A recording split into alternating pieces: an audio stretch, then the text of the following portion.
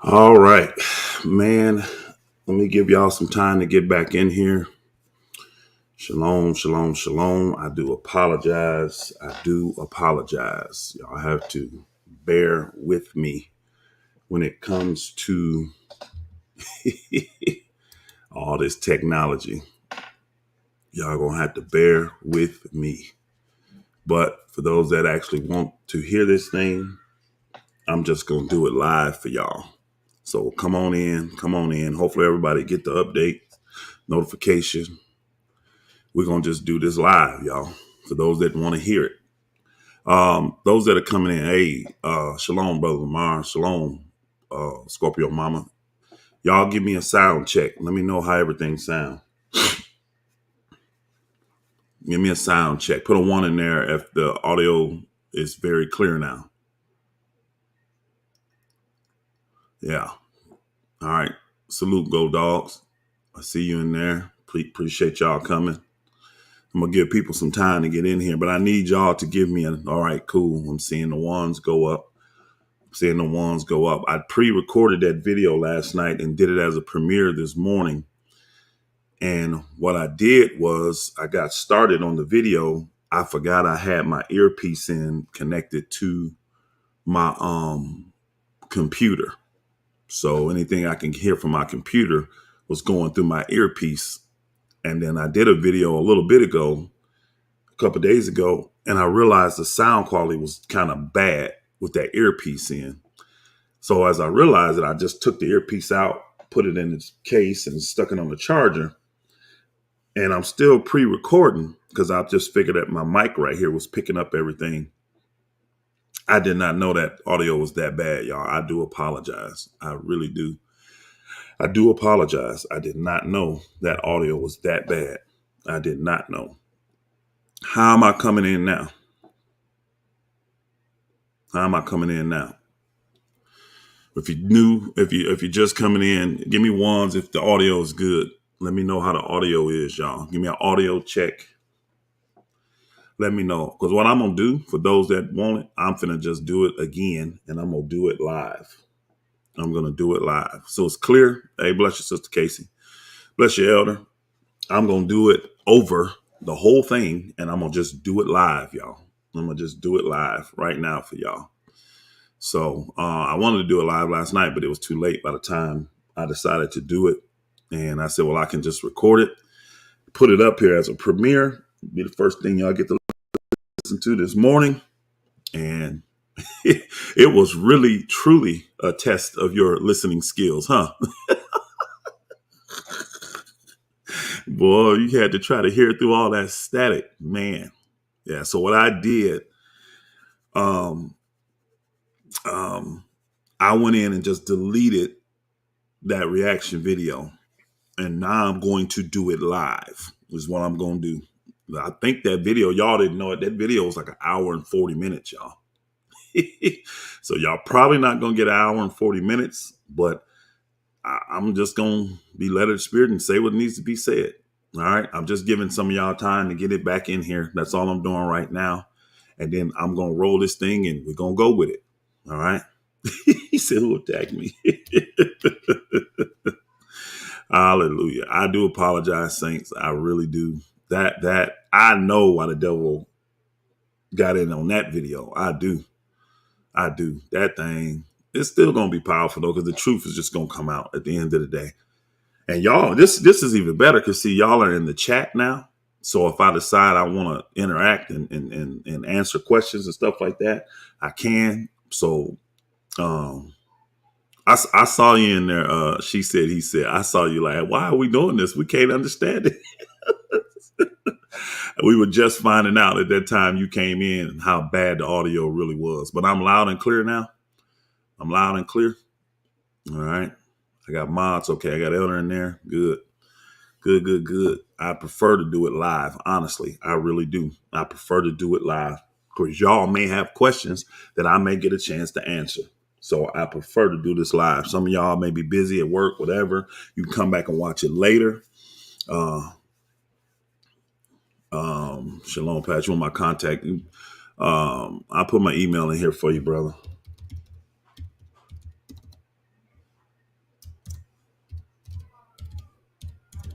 That's how you reach me, right there with my email. Then we can go from there. All right.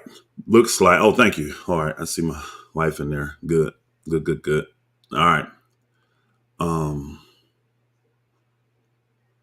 I listened to the whole video. Gotta have good spirit ear to listen. Yeah. It was really a challenge, Sister Clay. It was a challenge, but uh it was really a good video. It was really, really a good video. But this one gonna be just as good, if not better, because I prefer to do this type of thing live. And we'll just go with what we got here. And then some of the saints will have to come back later and listen to this live. But the purpose of this video, I'm going to get started now. I didn't go on live last night. What I did is I pre-recorded the video. So when y'all see that it says a premiere, that's a pre-recorded video.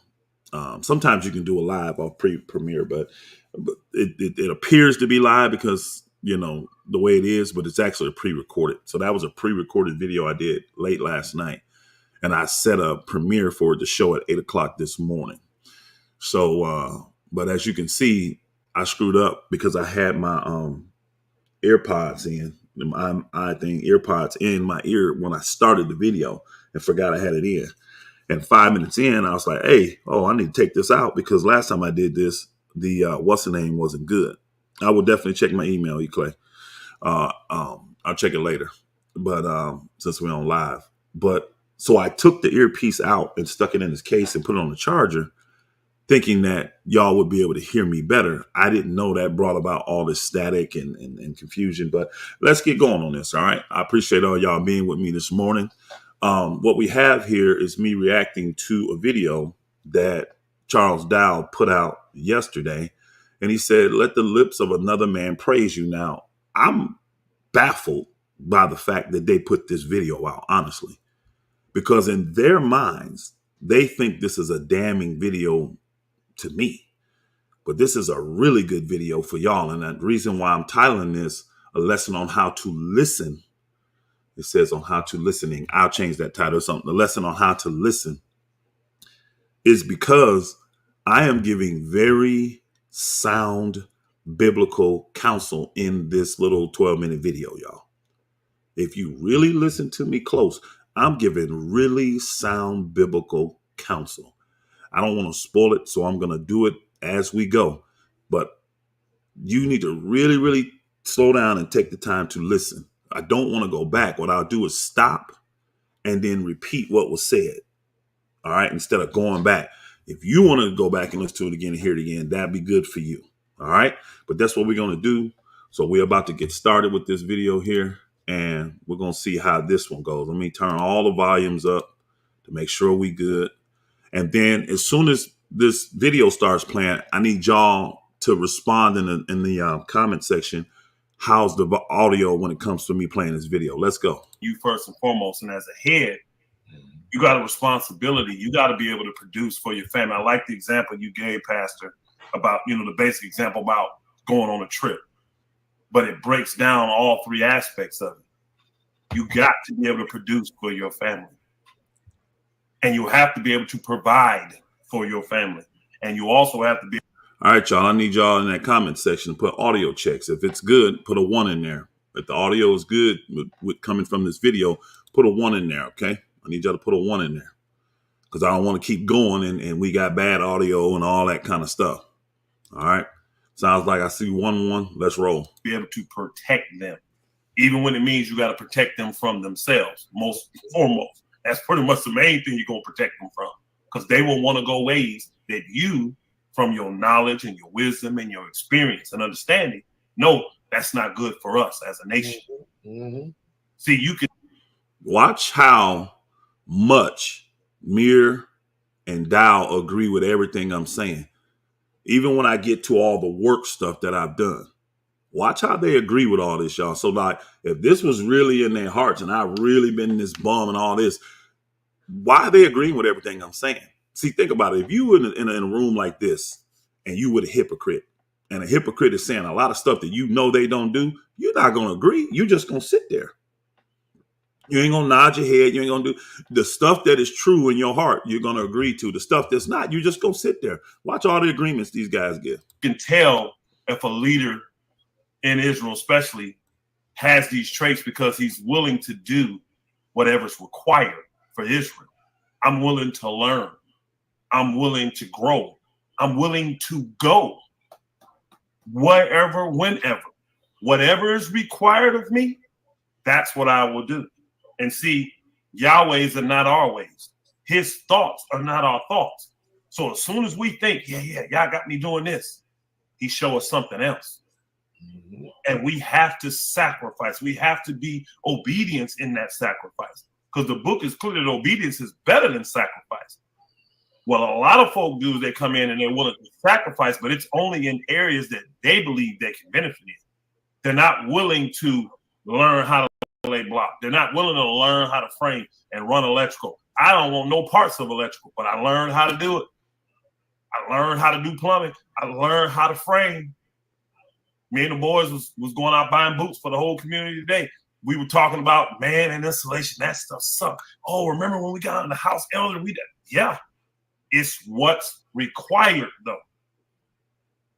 Because the women have to feel confident that no matter what, you're going to figure out how to get it done. Well, what do you? Now, in this first part, y'all gonna see, I'm just really giving an example of what is necessary as a leader and as a people coming in. So this ain't gonna be no praising of Dow and all that for the first few minutes of this. This is like a 12-minute video. The majority of this video, like out of the 12 minutes, it's probably only 2 minutes in here where I'm giving Dow credit, but it's credit where credit is due. But I'm not telling you to worship this man. I'm not telling you to follow this man. You're going to see. I don't want to spoil it. I want y'all to hear it yourselves. All right. I want y'all to hear it yourselves. Let's go. Where do you get that from?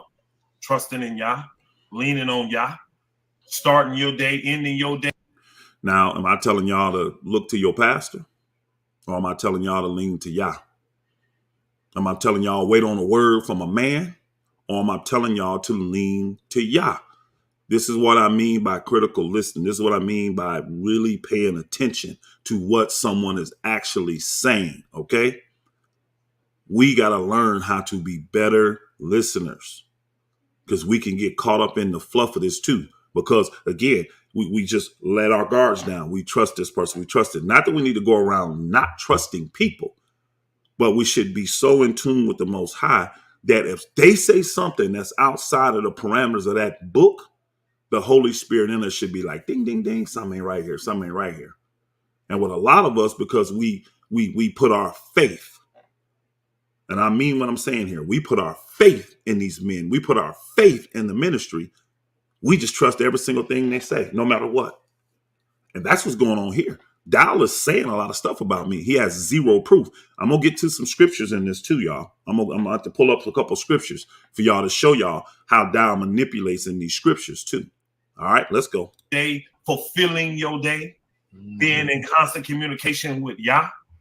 He's the perfect communicator. That's why I say it don't matter if you got to stutter. It don't matter if you ain't never spoke well. You can't speak English, no language good. Yah knows all of them. So you have to trust in him. And that's what people have to see in Israel to know that, hey, these are the traits I have to acquire. I have to acquire these, but I got to see these in my leaders. If I see a leader and here's something going on and he ain't willing to change, he ain't willing to learn, he ain't willing to sacrifice so that the saints can have it, he ain't no real true leader. He's not. The respect that you desire comes from the honor you have for Yah. Listen to that. That's very important. The respect that you desire comes from the honor that you have for Yah. Did I say honor for the man of Yah? Did I say honor for the pastor, the elder? No. It comes from how you honor Yah. The reason these saints love me, the reason these saints honor me is because they see me honor Yah. I don't push a man. Now, they want you to think that because I actually do give credit where credit is due. When Dow was living humble and simple, when I first came, y'all remember, Dow, when I came, They showed me this trailer that Dial and Mama Carol lived in for 9 years, y'all. This trailer was like a 60 foot long trailer. Man, 30 foot up and on the backside didn't have a wall, y'all. They covered it with 6 mil plastic. And I'm looking at these simple and old school trailers, and you could tell that they had painted them and put their hands to them, but they were just old trailers. Some people would say they were living deplorable, but all of them were living like that. So it's not hard when we first came to Straightway to literally see with your eyes all things common. And guess what? The things that have brought out the truth in Dow. Because see, people say, well, he wasn't like that. Well, I'm starting to learn even greater. Yeah, they were. You just didn't have the opportunity to show who you really truly was. Somebody says, Pastor Rufus, explain that to me. What does that really mean, what you just said, that he didn't have the opportunity? See, you could be a selfish, wicked man. But if you ain't got no power, how can you exercise that selfishness and that wickedness? If you ain't got no finances, if you don't have the women behind you, if you don't have the rah-rah team like you see here. Because see, this dude right here is a military guy, Michael Israel, right? This dude right here is an NFL football player. These are the type of individuals Dow literally said he prayed for to come to the ministry. Now, it sounds like a humble prayer, but now we're finding out in the midst of this, what he really wanted was yes men. Now, people say, why is the military and in the NFL yes men? Well, the NFL programs you to give all your allegiance to a coach. The coach controls everything in the NFL. Your playing time, your salary, if you get a job somewhere else when you leave. If you ain't doing what the coach tell you to do, you ain't got no job in the NFL. Same with the military, y'all. You already know how that works, especially in the United States. You've heard these men get up here bragging about how basic training deprograms you, and they literally want you programmed to be a killing machine for them, no matter what they say. They can send you in a country where the people ain't done nothing to America. But if they tell you this is your enemy, go kill them, guess what the military people going to do? Go in there and kill these innocent people. So this is why he wanted people like the military people and people like the NFL people. This is why he wanted these type of folk in the ministry. So when you couple adding a bunch of women to his family, then you couple that with a bunch of money starting to come in, then you add to that guys in great numbers that already have a mindset to do whatever one individual tells them to do. Now you have all the opportunity to exercise what's really truly in your heart. And that is what we have seen slowly change. A lot of you already know. If you go back to 2015, 2014, and look at some of the teachings and stuff that Dow was doing, they were a little bit different. They were a little different. Then they started to change. People started to see it, especially around 19, 20, 21, 22. There were things we saw. Even being on the outside, people say, outside, you part of the ministry. We don't live in Kentucky, y'all. I mean, in Tennessee. I lived in Georgia. I don't know what's going on day to day at Straightway. You know what I'm saying? That ain't going on day to day. I don't know what's going on. But when I come to the feast, I'm showed a certain thing. When I come to take him around and go to the meetings, I'm showed a certain thing. But the people living on that land were being oppressed. And here's what the main problem was. None of them were crying out. And then I'll say this part and I'll get back to the video. People that have left before me, right? Part of what the issue was with them, because people say, well, why has no one ever challenged him or stood up to him and all this? Part of what the problem was with those people was that you could see sin in their life as well. So it's kind of hard to throw a stone at somebody for their sin when you are willfully and clearly in sin yourself that he or anyone else connected to him could call you out for. Case in point, let me give you a quick example. We'll get back to it. Y'all probably remember recently when Brother Jamie came out with his tape. He hadn't said nothing for 10 years, right? Hadn't said a word. He lived at Straightway, though. He lived there. When Jamie came out, he gave a truthful testimony about what he experienced while living there at Straightway for that time he was there. The oppression, getting $90 a month, y'all, for his family. Now, they try to get on me what I was doing and what's the name, and they come to find out I was giving the Saints way more money than any other community was. But Jamie testified he was getting $90 a month, y'all. Now, mind you, with that, he had to put gas in his car. if you wanted to go into town. He had to pay for all the ancillary things your family may need, like deodorant, toothpaste, toilet paper, feminine stuff. If your boys need anything, he had to pay for that. He had to pay for that out of $90 a month for 4 people, y'all. If he needed a new pair of work pants, he had to pay for that out of $90 a month. So he testified, right? And then what happened? Dow will come right back. They go over to his his Facebook page, and they see all this stuff on there. Well, this man is still a pothead. This man is selling marijuana. This man is a witch. Look at some of the stuff he got. They just attacked the sin that's going on in his life. And guess what? He went away. He went away. Here's the problem with me, though. Attack the sin. Go ahead. Attack the sin. Put it out there. If I even was living a foul life like that, guess what? I would have the humility to repent. So it don't work on me. And then nobody really got to understand. I can't say people didn't get closer to God because I didn't live with them. Those people that live on that land got closer to God than I did. But I studied Tao. I study people. Why? Because that's part of what I do is help people when it comes to counseling and all this kind of stuff and guiding them. That's just what a leader does. But I studied Tao and I understand how he moves and operates, and things just slowly start to come out. But everything for me changed. Like I've been telling y'all, everything for me, it changed in February 2024 when Elder Becker at the leadership meeting in Wisconsin flat out told me that there were people on the land at Straightway that were crying out. Daughters of Zion, families.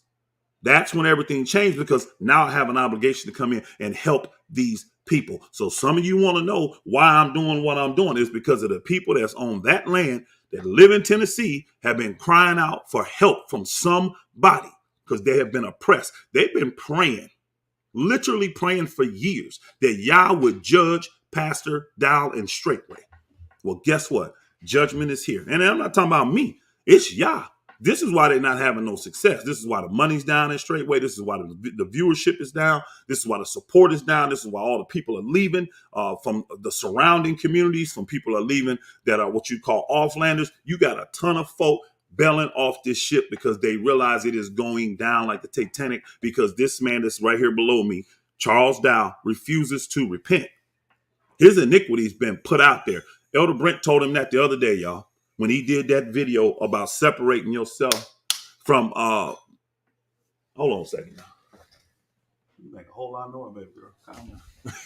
I'm sorry, y'all. My wife is there. She stirred up and all that. This is live. This is what you get when we go live. So, but Elder Brent put in his video, because Dow was doing a video telling everybody how if you praise a person today and then you start to see iniquity, you got to separate yourself from them. And Elder Brent went in and told him, he said, you know what?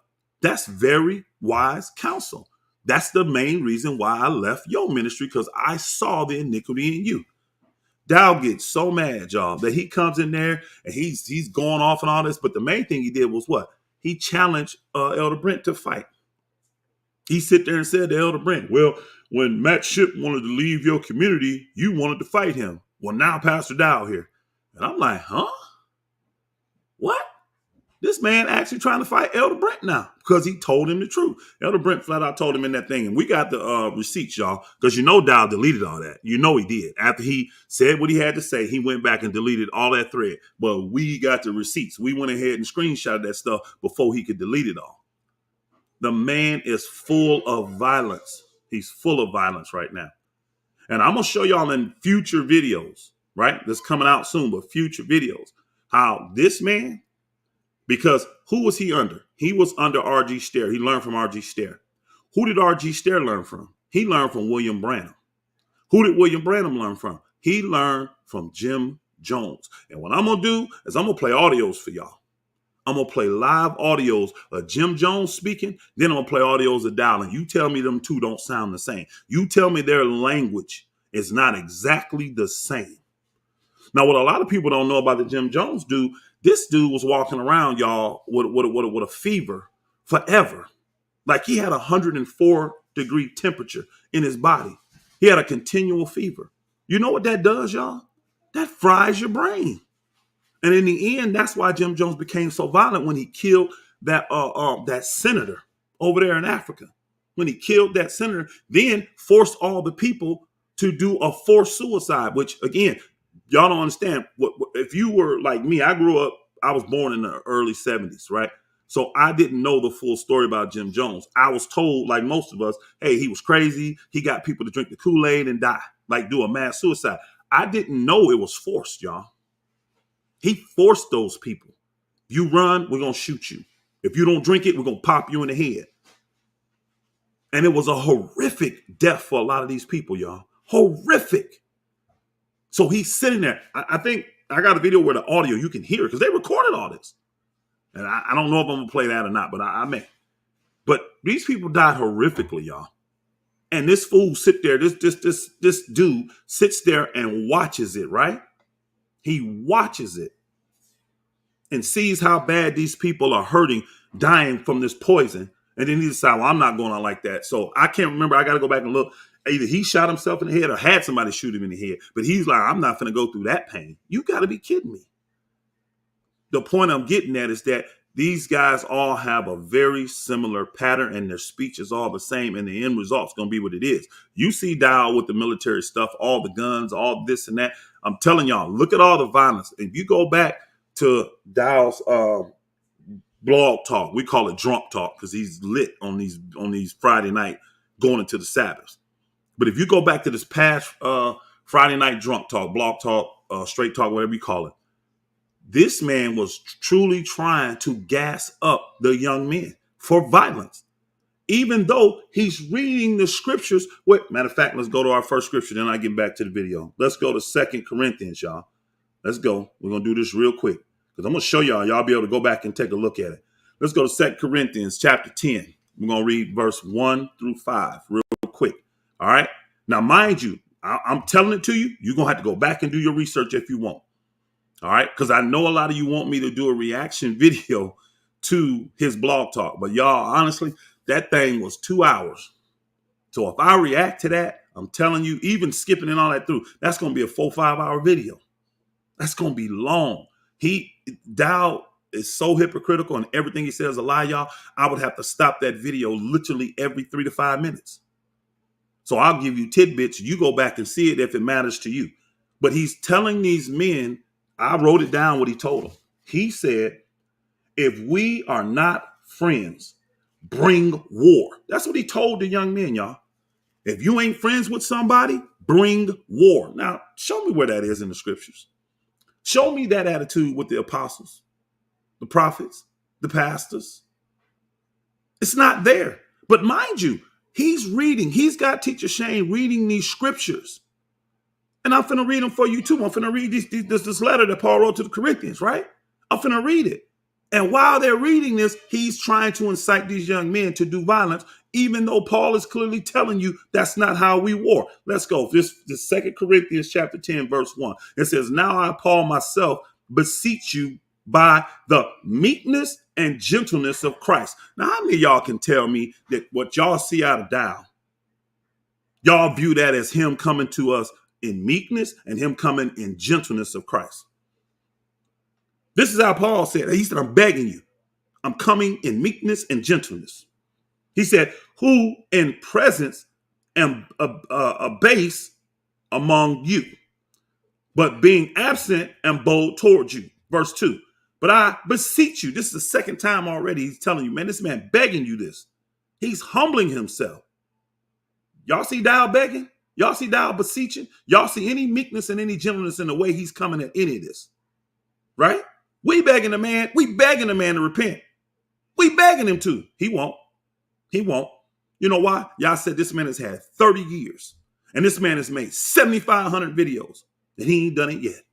Don't tell me I haven't been fair to him. Don't tell me I haven't been just and gracious to him. I said, whoa. Y'all don't think that changed my prayer up when I heard that from the Most High? You don't think it changed it up? In 30 years of doing this, somebody go in there and find a video where Dallas repenting. We got a lot of people that do really good. Go show me a video where Dallas repenting, y'all. Verse 2. We still in 2 Corinthians 10, chapter 2. 2 Corinthians chapter 10, verse 2. It says, but I beseech you that I may not be bold when I am present with that confidence. wherewith I took to be bold against some, which think of us as if we walk according to the flesh. What is Paul saying, y'all? I got bold with the people that thought I was walking according, that we hear this with me, walking according to the flesh. Let's hear what his boldness is, though, y'all. Let's hear it. Because you hear bold and you think, hey, he cussed him out. He did it. Let's hear what his boldness is. Verse 3, for though we walk in the flesh, we do not war after the flesh. Now, Dow saw this, y'all. When Teacher Shane read this, go back and look at the video. You're going to see Dow pause.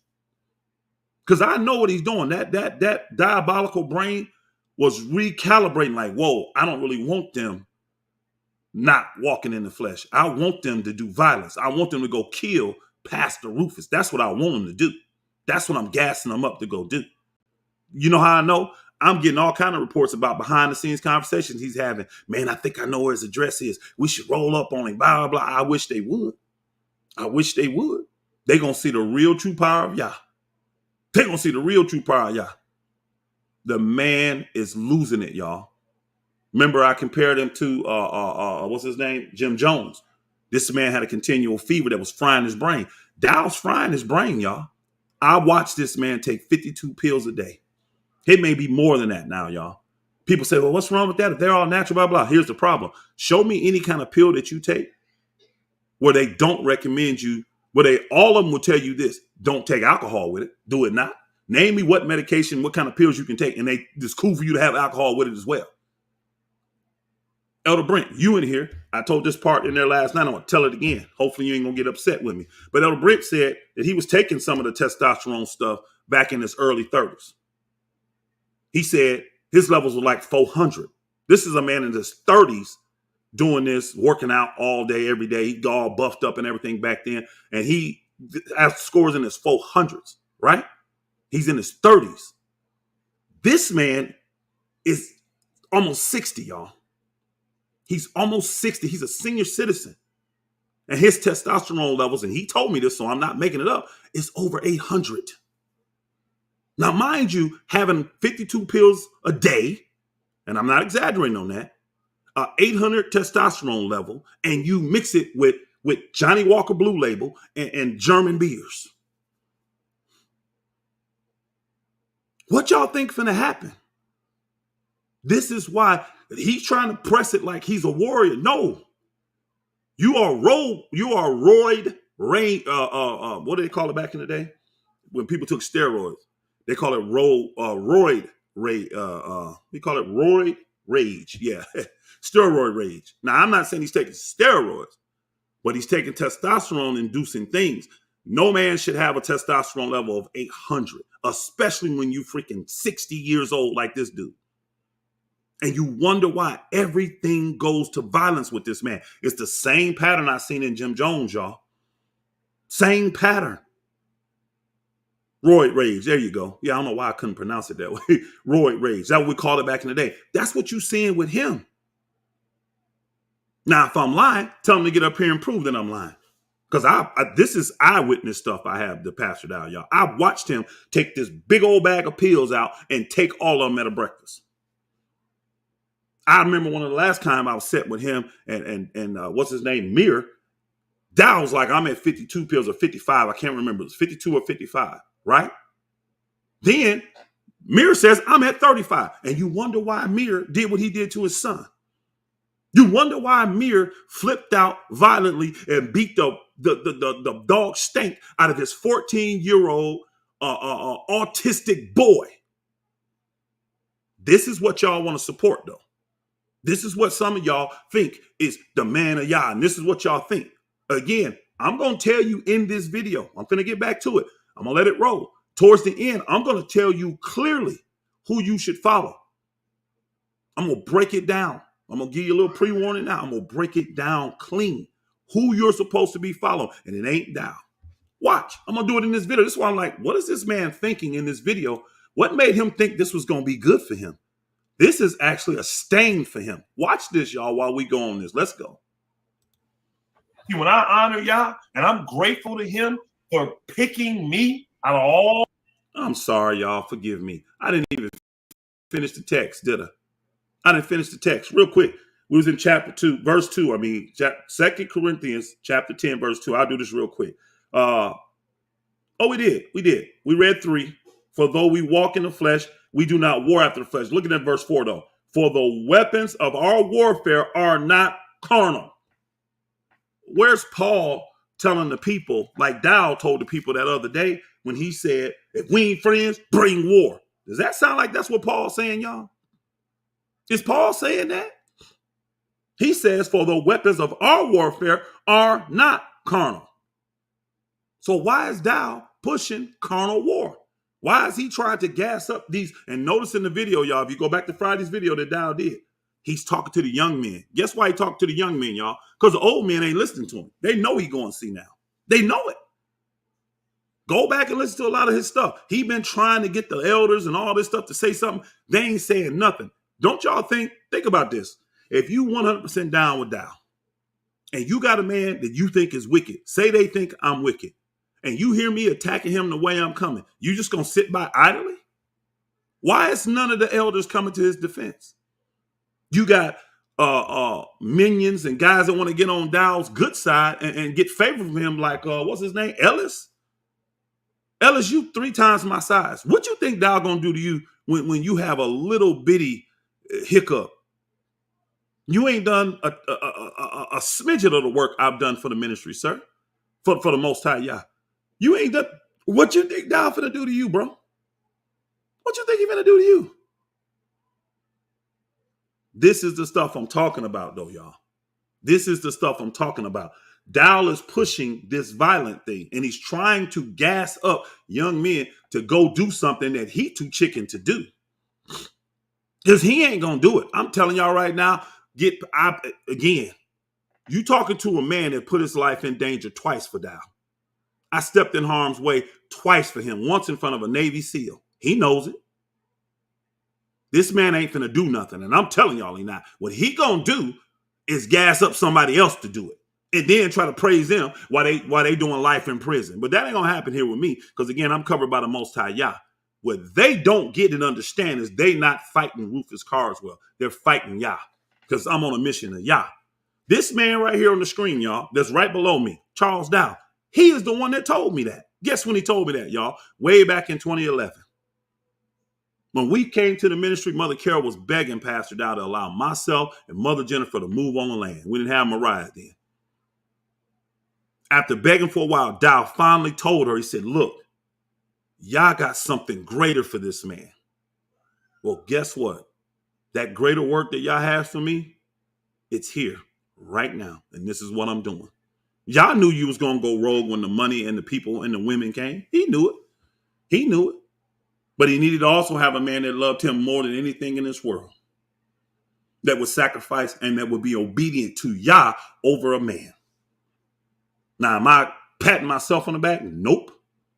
I'm just telling the history. People forget that the books are still open. Everything going on is still being written, y'all. And it is what it is. But Dow was the one that told Mother Carol, y'all got something greater for this man to do. And guess what? I went out and started the first community that ever came through Straightway, Georgia. Through Straightway, called Straightway, Georgia. Now what Dow wants to do is like our captors do. He wants to eliminate all the history of Straightway, Georgia.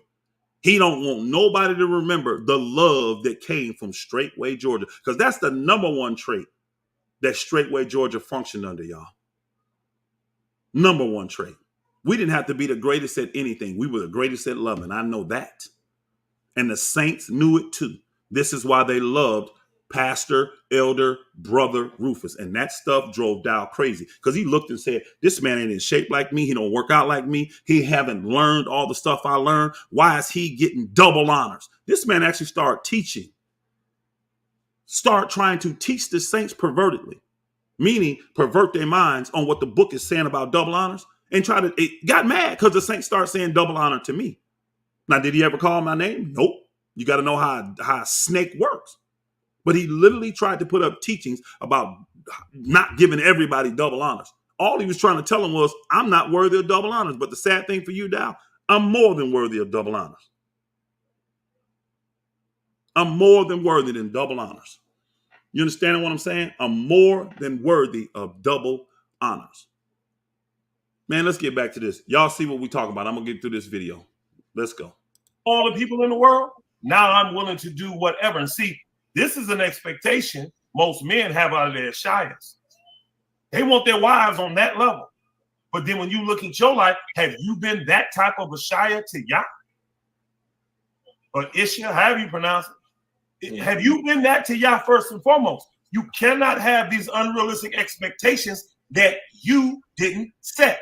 This is why all of us have elevated ourselves in this ministry, coming around a man like Pastor Dow.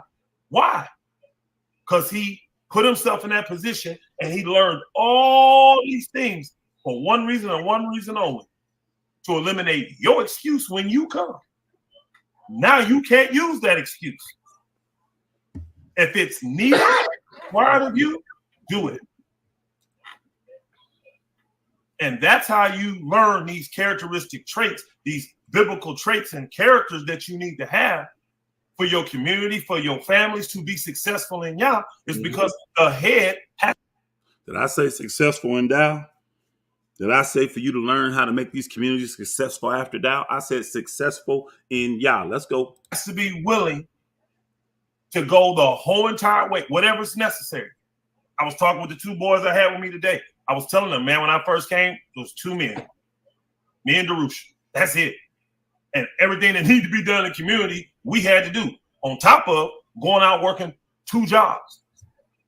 See Dow shake his head, y'all? I thought I never worked. I thought I never worked. I'm talking with 2 young boys. I'm telling them how the beginning of Straightway, Georgia was, where me and Darusha were the only 2 men living on the community, and we both had to work 2 jobs, and we both had to do all the work that was on the land. Anything when it came to the garden, anything when it came to repairs. We didn't have nobody else. Straightway wasn't driving down there doing that stuff for us, y'all. We had to learn. But while we were learning, guess what we were doing? We were both out working anywhere on a low week, 60 hours, on a high week, 80 hours, y'all. That's what we was doing. And you saw Dow nod his head. I thought I never worked, though. Straightway Georgia is still here. Why? Because men were committed in the beginning. And I had no expectation of any man that I didn't already do myself. Look at them agreeing, y'all. I thought I never worked. Did y'all see them shaking their head? I thought I never worked. Asking these men here to do nothing that I ain't done. Now, when y'all see you faithful, guess what he'll do? He'll send you faithful help. Because when he saw Pastor was faithful in learning how to build, guess what he did? Send them guys that knew how to build, that can help him and help him grow along the way. But they still had to follow Pastor Dow's lead. Bingo. Y'all hear that? When you faithful, y'all's going to send you what you need. But you still the lead. See, I was faithful. Then he sent brethren and brothers that knew how to build, like Vernon and other brothers like that. I was faithful, though. Then he sent Jonathan. Then he sent Elder Brent. He sent all these people because I was faithful. But they still all had to follow my lead. And guess what? Dow didn't like the fact that Yah was sending me the people to do the work, and I didn't have to go through what he did. I didn't have to become a master mason. I didn't have to become a furniture builder. I just had to know enough about building to be able to know what we're doing is right and what we're doing is wrong.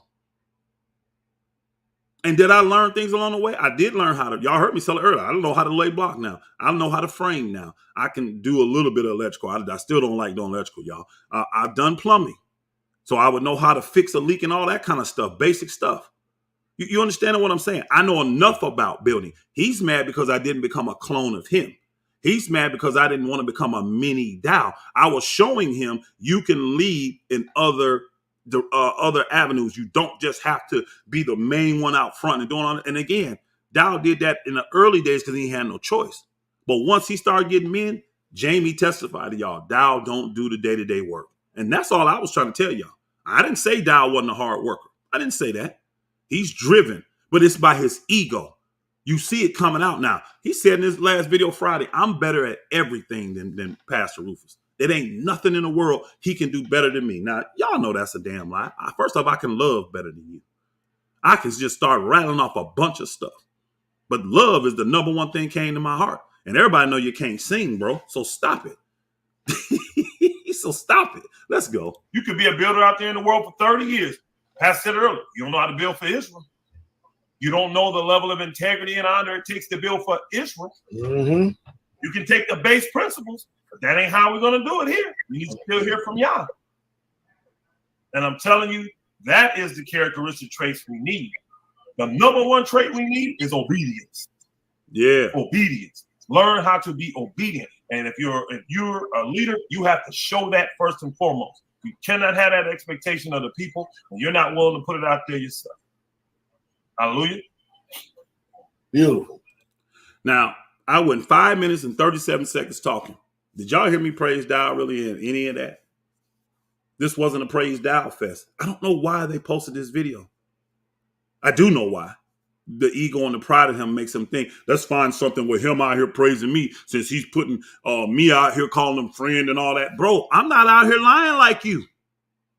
You the one out here lying said, I never called this man friend. And then we pulled up 2 receipts from recent where you called me friend. We pulled up your wife calling me the best friend you ever had, bringing tears to her eyes, how beneficial I have been to you and your community. All the other communities know there's not a community out there that benefited Straightway more than Straightway, Georgia. Go ask them. But now they want to listen to you, and you want to paint a picture like I had no value in this ministry. That's where you falling short at, bro, because that's where your hypocrisy and your hatred and your murder comes out of your heart. The same thing I saw when I called you December 9th at 9:09 a.m. Let's go. Never made in my entire life. I've never made minimum wage. Even in minimum wage jobs, I was such a good worker. They're like, no, we can't pay you minimum wage. So he just was testing me to see.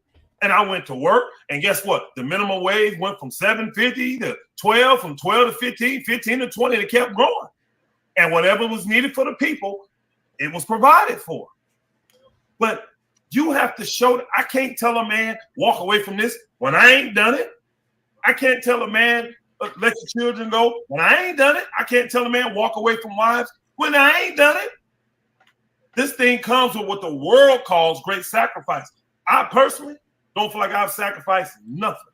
I always feel like I can do even more for y'all. Because the sacrifice Yeshua made on that tree, yeah, nothing can ever compare to it. So there's nothing he could drop in my spirit or pass it out spirit or pass me. It doesn't matter. Nothing he could drop in your spirit and say get done, and I'm not going to be willing to go through and do. Now, listen to that part closely, y'all. This is going to be a big part of the lesson in that. They'll take this and use that and say, well, you see, he said he'll do anything I tell him to do. No, I didn't. That's not what I said. I'm talking about the goodness and the sacrifice of Yeshua, our Savior, and what he did on the tree for us. And I'm saying that if he drops something in Dow's spirit, if he drops something in Mir's spirit, and they bring it to me, I'll do it. But here's where discernment kicks in. I know when it's coming from Yeshua and from that book, or if it's coming from you. And that's where me and Dow started to have the issues at, because what Dow tried to do is because, well, I'm the head pastor. Now I want to put restrictions. I want to put mandates. I want to put requirements on Pastor Rufus that I don't have the jurisdiction spiritually to do.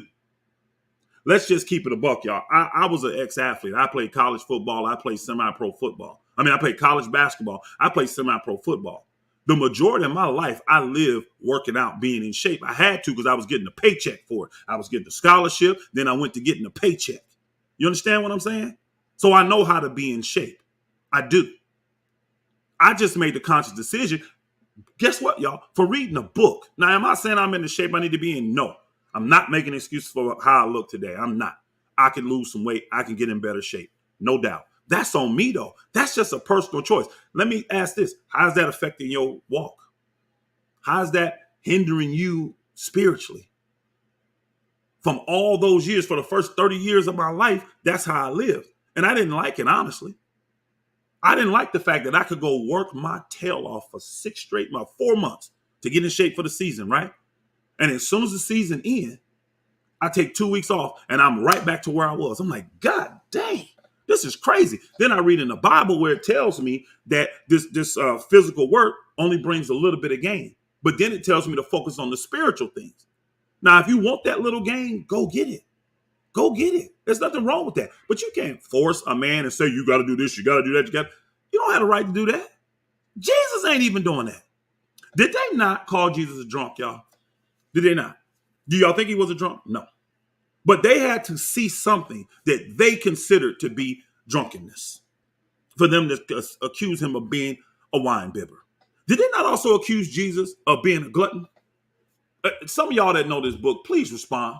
Please respond. Did they not accuse Jesus of being a glutton? What kind of man that don't have some kind of little belly or some kind of off-shaped body or something gonna be? If you are thin and trim, or if you're in shape like working out, who's calling you a glutton? Again, the perception that people have from a spiritual perspective, it's off. And the book is showing you these are the same things they accuse Jesus of. But with Dow, we actually have the evidence. We have the evidence of him being drunk. And we can see where these shows, these drunk talks go to a whole nother level.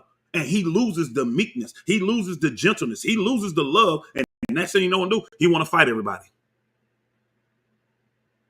Yeah, you right, Duchess. He is not in shape spiritually. He got major problems, y'all. Major problems. This pills and testosterone and this anger that's in this man, y'all gonna see. Y'all gonna see. Y'all gonna see. But I'm sitting here explaining to y'all Jesus, not Dow. I'm showing y'all in this video what I'm talking about right now at this point is the love of Jesus. And if he says something, even through any man, I'll still do it.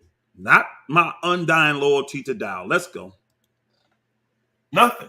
And see, when your family can see that, and the people around you, your spiritual family can see that, that's what motivates them to say, you know what, I can support that. And that's what happened in Straightway, Georgia. They saw I was 10 toes down for Jesus, that I would run through a wall and whatever they call that crap. I would do all of that for Jesus. And it didn't matter who Jesus used to deliver the information to me. I was down for Jesus. My loyalty was not to Dow. It was to Jesus. Listen closely, y'all, because I'm showing y'all this in this video. Wait till we get to the latter parts. Oh, my Yah. What'd you say all the time, Pastor? Men don't follow titles. They follow strength. And That's the reason it. all of us follow Pastor as he's following Yah is because we see the strength. But the strength comes with a high level of humility. Y'all hear that? We followed Pastor because we saw strength, but his strength was through his humility. What we saw from him in the beginning for the saints was humbling. The level of sacrifice. He sacrificed for Straightway, Georgia.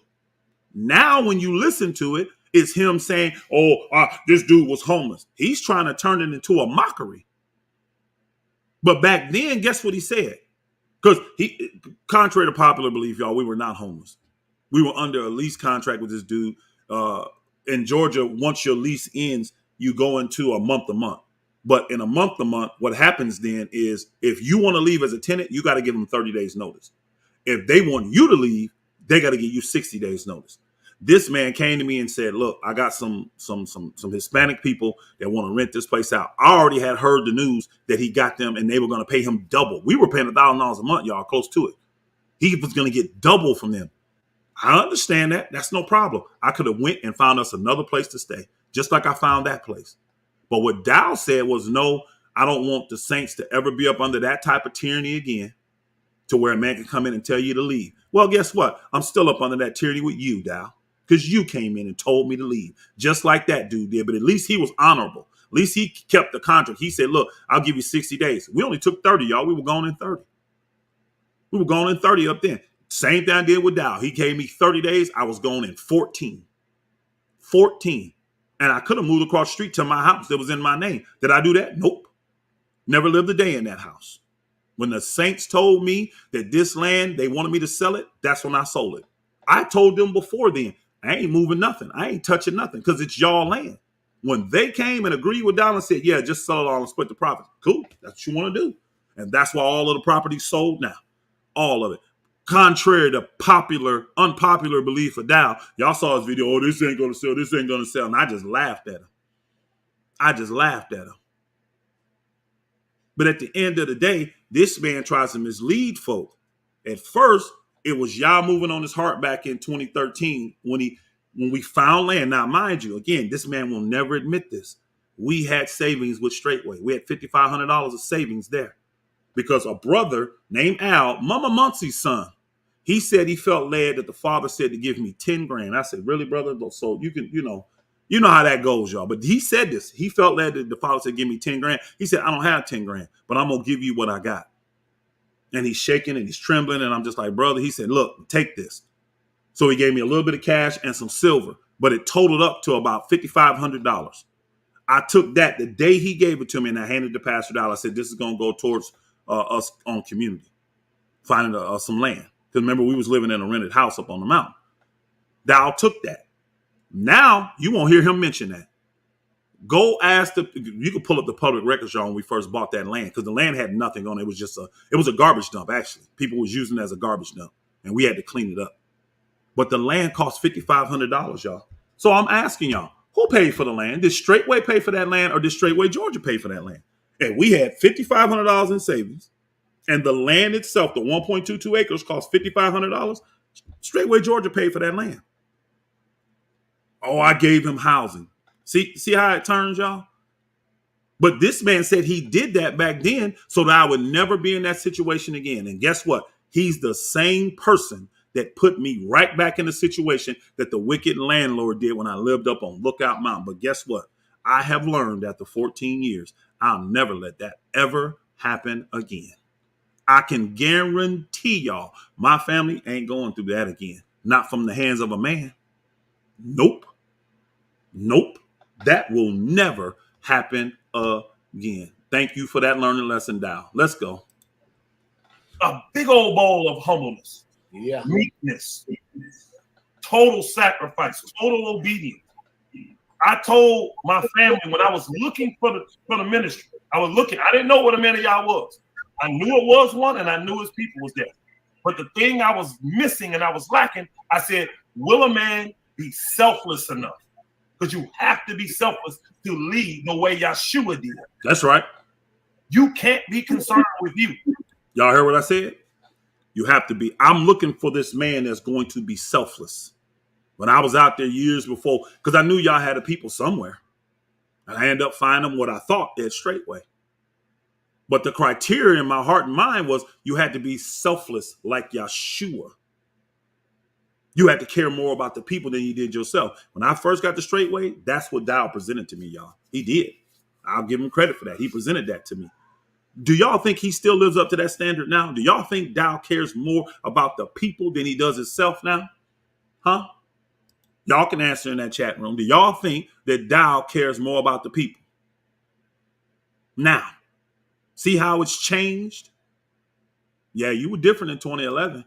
But really all you was doing was hiding your iniquity. That's all. You didn't have any money to show you how you really felt. You didn't have the power from behind these women gassing you up in your ear all the time. You didn't have these military and NFL men gassing you up and locker room. Man, we turned from fellowship and worship to partying and reveling. That's what that place turned into. It ain't real true fellowship. You don't even feel like it. Let's go. You can't care about you. All you have to care about is the sheep and accomplishing the mission for Yah. Yep. And pleasing him. And when I found Pastor, I said, that's it. Yep. Now at that time, I actually believed that. See, I'm man enough to admit that. At that time in 2011, I thought I had found a man that was selfless enough and sacrificed enough for the people. And he didn't care about himself. He cared more about the people. I saw more work going into the people back then than I did him. But as time went on, the real Dow came out. Let's go. You the one. I'll do whatever you tell me. And I've been doing it ever since. But guess what? Now, look at that. I said, since this man is selfless and this man cares more about the people, I'll do what he tells me to do, which was true. And I had been doing it. Now, mind you, this video was like last year or whatever it was. I can't remember when it was. It was one of these Hold Fast Wednesdays. I don't remember exactly when this video came out. I think it was sometime in 2023. But think about it. I said that, and look what Dow did, y'all. He shook his head. He's in agreement. I thought I don't do no work, Dow. I'm sitting here telling the people because I trusted you from 2011. I was doing anything you told me to do until you started to tell me to do things that didn't resonate with the Holy Spirit. I'm going to get to that, y'all. Pay attention. Stick with me. I'm going to get to it. But when I came, there was one community in Straightway, and it was Straightway in Tennessee. Now we what, 15? See why they beat that out, y'all? See where they went and on their little thing, they beat that out and moved forward. They don't want to hear about that. You know why? Because that would have made y'all think, wow, Dow, from 1998, when you started Straightway, got on land, to 2011. So we're talking well over a decade, right? Almost a decade and a half. You were not able to produce another community. Not another community. You had 30 some odd people living in Straightway and an assembly in South Carolina that had 10 to 15 people. That's all you were able to produce on your own. When I showed up and the other brothers that y'all sent to assist you, we jumped from that to pretty much a community a year. Because you go 14 years, we got 14 communities. We were literally putting up a new community every year. Why couldn't you do that before I showed up, Dow? See, that's why they bleeped that part out, y'all, because they didn't want y'all thinking, man, we can't give this man no credit for these communities. We can't. This is my work. No, you couldn't get that work done until we came down. And I was one of the first ones to show up, and you know it. This is why I went from brother to elder, from elder to chief elder, from chief elder to pastor. I was really a pastor the whole time, though. Guess why I know that? All of y'all confessed it. I'm gonna do a reaction video if I can find it. I got it on there. When I got ordained, I'm gonna let y'all see how all those people reacted. That was love. That was joy. That was jubilee. And guess what? Everybody said to me, man, you've been functioning like a pastor forever, ever since we known you. This is gonna be the easy transition for you because you've been doing this the whole time. Dow has no love, y'all. Right now, no love. And I think it's a combination of his spiritual condition and the physical stuff he's doing to his body. I really do. I really do. I really do. Let's go. But y'all saw him agreeing. I thought I didn't do no work, y'all. In this, he's agreeing with everything I'm saying. This was just last year. This was recent. Let them tell it was recent. What happened, Dow? You see? Pastor Mir. Yes, sir. Pastor Mir. I hate to cut you off. No, you're all right. I have walked in the home that Pastor Dow and them used to live in. Y'all listen to this really close. Remember, this is a lesson on listening. Listen to this really close. This is me talking about this new home that Pastor Dow is building. Listen to me close, okay? Listen. Him and his family, him and Mother Carol. One of the most fulfilling learning jobs I ever did in this ministry was the day we tore that trailer down. I don't do no work. I went there and tore down that trailer that him and Mother Carol lived in for 9 years with the plastic wall, y'all. I was there to help demolish that trailer, but I don't do no work. I'll never forget it because I never tore a trailer down, so I didn't know how to do it. So I learned how to do it. Dow was not there, just in case somebody want to know. He was not there tearing down that trailer. That trailer, Pastor Dow's wall was 10 mil plastic. Yep. 6 mil plastic. So this is why when I make statements that you can't tell me nothing about this man, this is what I mean. It ain't just for me admiring him as a man. I have watched and lived and experienced his selflessness. Y'all hear that? Is that me not, like he said here, let another man look, praise you. Is that not me praising him for what I had seen through his selflessness? Because again, we're talking about this trailer and the level of selflessness that Dow had at that time that it appeared to be. So I ain't had no problem praising Dow in areas that he deserved to be praised in. But listen closely. I said to you earlier in this, it had nothing to do with him about being a man. It was the work that he presented to me that he was doing, or why I felt the way I did. Listen close. Listen close. To the saints. I literally was in that trailer that became some level of storage at that point when I got there. But I saw that wall, and he was like, no, that's what we did. Hung the wall. The wall was gone. But we put plastic up. And that's how they live. People would call that deplorable. So now that he's getting a home after he's built, I don't know how many homes he's built. I mean, I can't even count how many homes and buildings he done built. Now it's time for him to get a home. You can't tell me nothing. I wish the home we built, which I've seen the plans. Pastor Dollar, if I'm lying, you cut me off. He showed me the architectural plans. It's more for the people than it is for him. Y'all hear that? Y'all see, this is why I'm talking about critical listening. Did y'all hear me say what I just said? I looked at the plans of his new home. Mind you, y'all, that was 6,600 square feet. It was not supposed to be two levels, two full levels. He had 6,600 livable square foot on the bottom.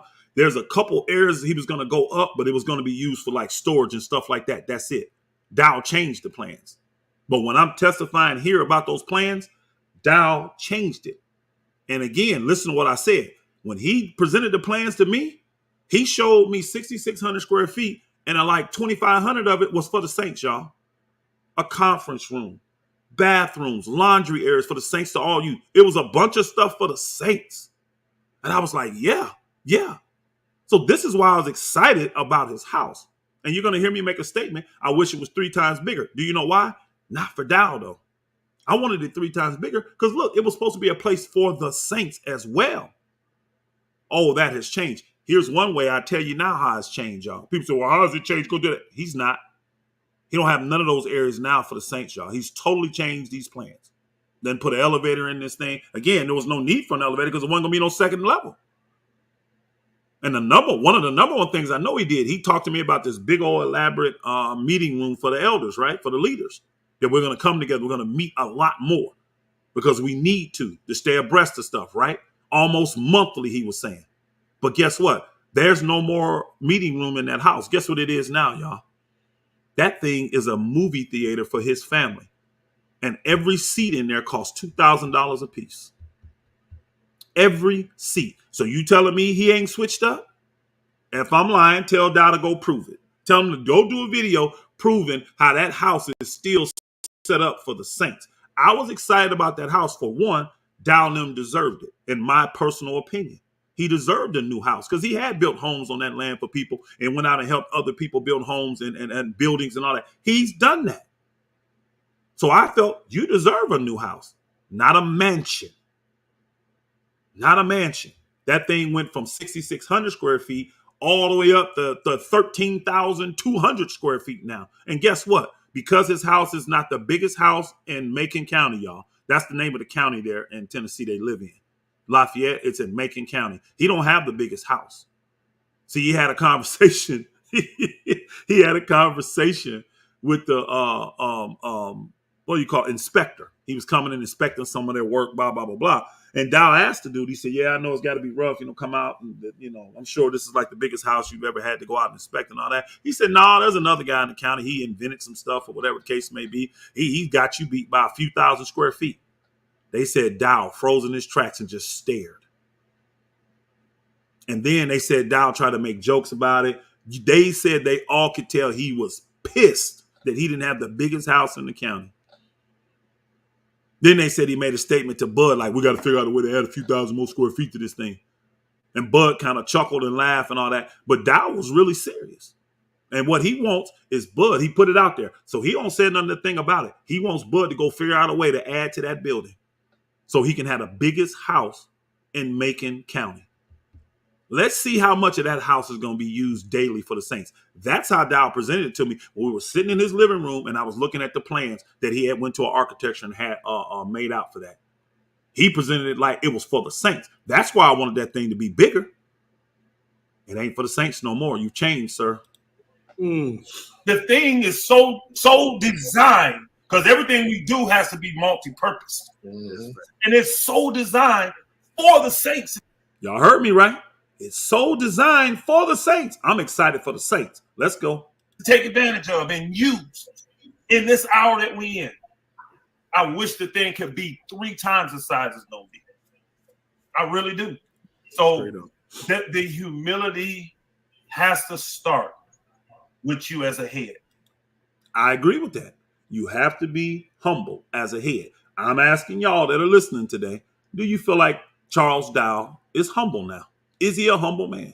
Y'all can answer that. I'd like to see your answers in there. Yes or no. Do you feel like Charles Dial is a humble man today? If you a husband and you ain't humble and you ain't sacrificing, I'm not trying to hear you. I'm not trying to hear you.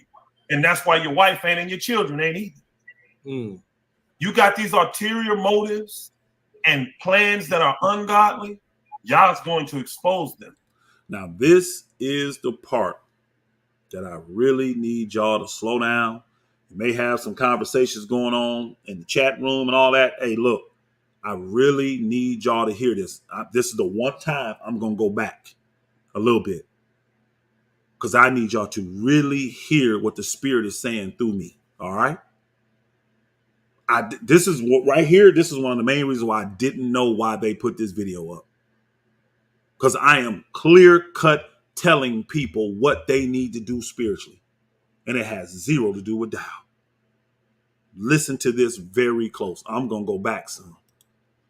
Let's go. The humility has to start with you as a head. If you a husband and you ain't humble and you ain't sacrificing, I'm not trying to hear you. I'm not trying to hear you. And that's why your wife ain't and your children ain't either. Mm. You got these ulterior motives and plans that are ungodly. Y'all's going to expose them. Yah is going to expose them. If you have these ulterior motives and these ungodly plans, Yah is going to expose them. Are we not there today? Are we not here right now? Let's go. Mm. And I'm telling everybody now, I don't care if you're 6 months old or 66 years old, 166. I don't care. You better vote with your feet. I don't know if y'all heard that. I said it doesn't matter what your age is. You could be 6 months old, 66 years old, 166 years old. You better vote with your feet. And I know the audio got kind of tripped up there. I'm going to go back a little bit so you can hear it, all right? Just a little bit. I'm telling you, vote with your feet. Listen to me closely. Let's go. I'm not trying to hear you. And that's why your wife ain't and your children ain't either. Mm. You got these ulterior motives and plans that are ungodly. Y'all's going to expose them. Mm. And I'm telling everybody now, I don't care if you're 6 months old or 66 years old, 166. I don't care. You better vote with your feet on the side of righteousness. Come on. What side did I tell you to vote with your feet on? Can somebody in the chat? I know we got a lot going on. I appreciate y'all being here for me. I appreciate y'all laboring through this with me. What did I just say? Can somebody please repeat? I said vote with your feet on the side of what? Can somebody tell me in the chat room? I just said vote with your feet on the side of what? Let me see if I can get somebody in the chat room. I know y'all a little bit delayed behind me and all that. Let's see if I can get somebody in the chat room. Hallelujah. If you heard me. If not, tell me to go back and rewind it so you can hear it. I told y'all this is a lesson on listening. This is a lesson. There you go. All right. Righteousness. Righteousness. On the side of righteousness. That's where you vote with your feet. I didn't say on the side of Charles Dow. I didn't say on the side of Pastor Rufus. I didn't say on the side of Mir. I said on the side of righteousness. This has been my preaching forever.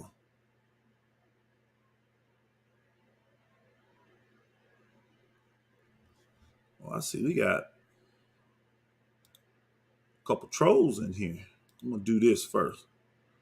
Make sure we on that now. If that person could care less comes back and says something else, one of you moderators, go ahead and boot them. I already deleted a comment. If they got something else to say crazy, boot them out. All right? This is how we roll over here. I said, vote with your feet on the side of righteousness. I'm telling y'all, this is one of the most critical parts of this video. Let's go. You'll never go wrong. See, these wicked men will try to make you think that you're rebellious and you're Jezebel, and they'll come up with all these things and manipulate the text and the scriptures. Y'all hearing what I'm saying? What wicked men will do. Who's doing these things now? Let's go. Scriptures to make you think because you ain't doing what they want you to do, something's wrong with you. But no. Look at Dow right now, y'all. I'm telling y'all right now, Dow know what I'm saying. He ain't happy about what I'm saying right now. He ain't happy about it.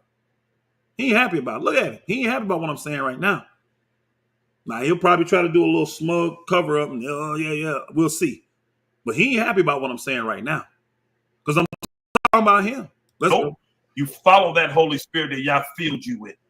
You got countless examples in the Bible where carnal people will say, oh, he was rebellious towards his dad. Oh, she didn't follow what her husband did. She was no. They chose righteousness over your levels of wickedness.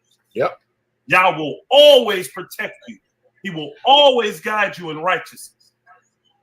So when that Holy Spirit tells you, ding, ding, ding, daddy wrong. Look at Deacon Samuel, y'all. He understood. He said, man, there's wisdom crying out. I'm not leading people to die, y'all. Listen to my speech. He would let you say, I'm leading folk to him. And this is the video that he put up trying to prove that I'm leading people to him. Think about that, y'all.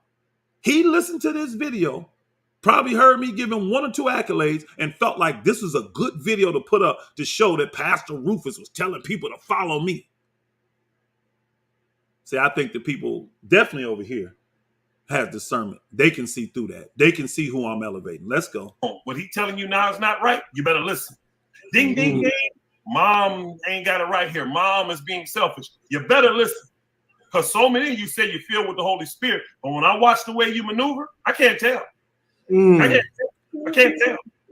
You better trust that thing that is holy and vote on the side of righteousness. Y'all know this as being righteous judges in Israel. We're not on the side. When people come before us, we ain't on the side of well, man, I love this brother, man. He's good. No, we don't care nothing about that. What we care about is Yah being exalted in righteousness. We're on the side of what is right by Yah. And that's what side we're going to be on. Doesn't matter. Husbands come, I want to get rid of my wife. Nah, bro, you the problem. Wives come, my husband. Nope, you the problem. Mm-hmm. Get right.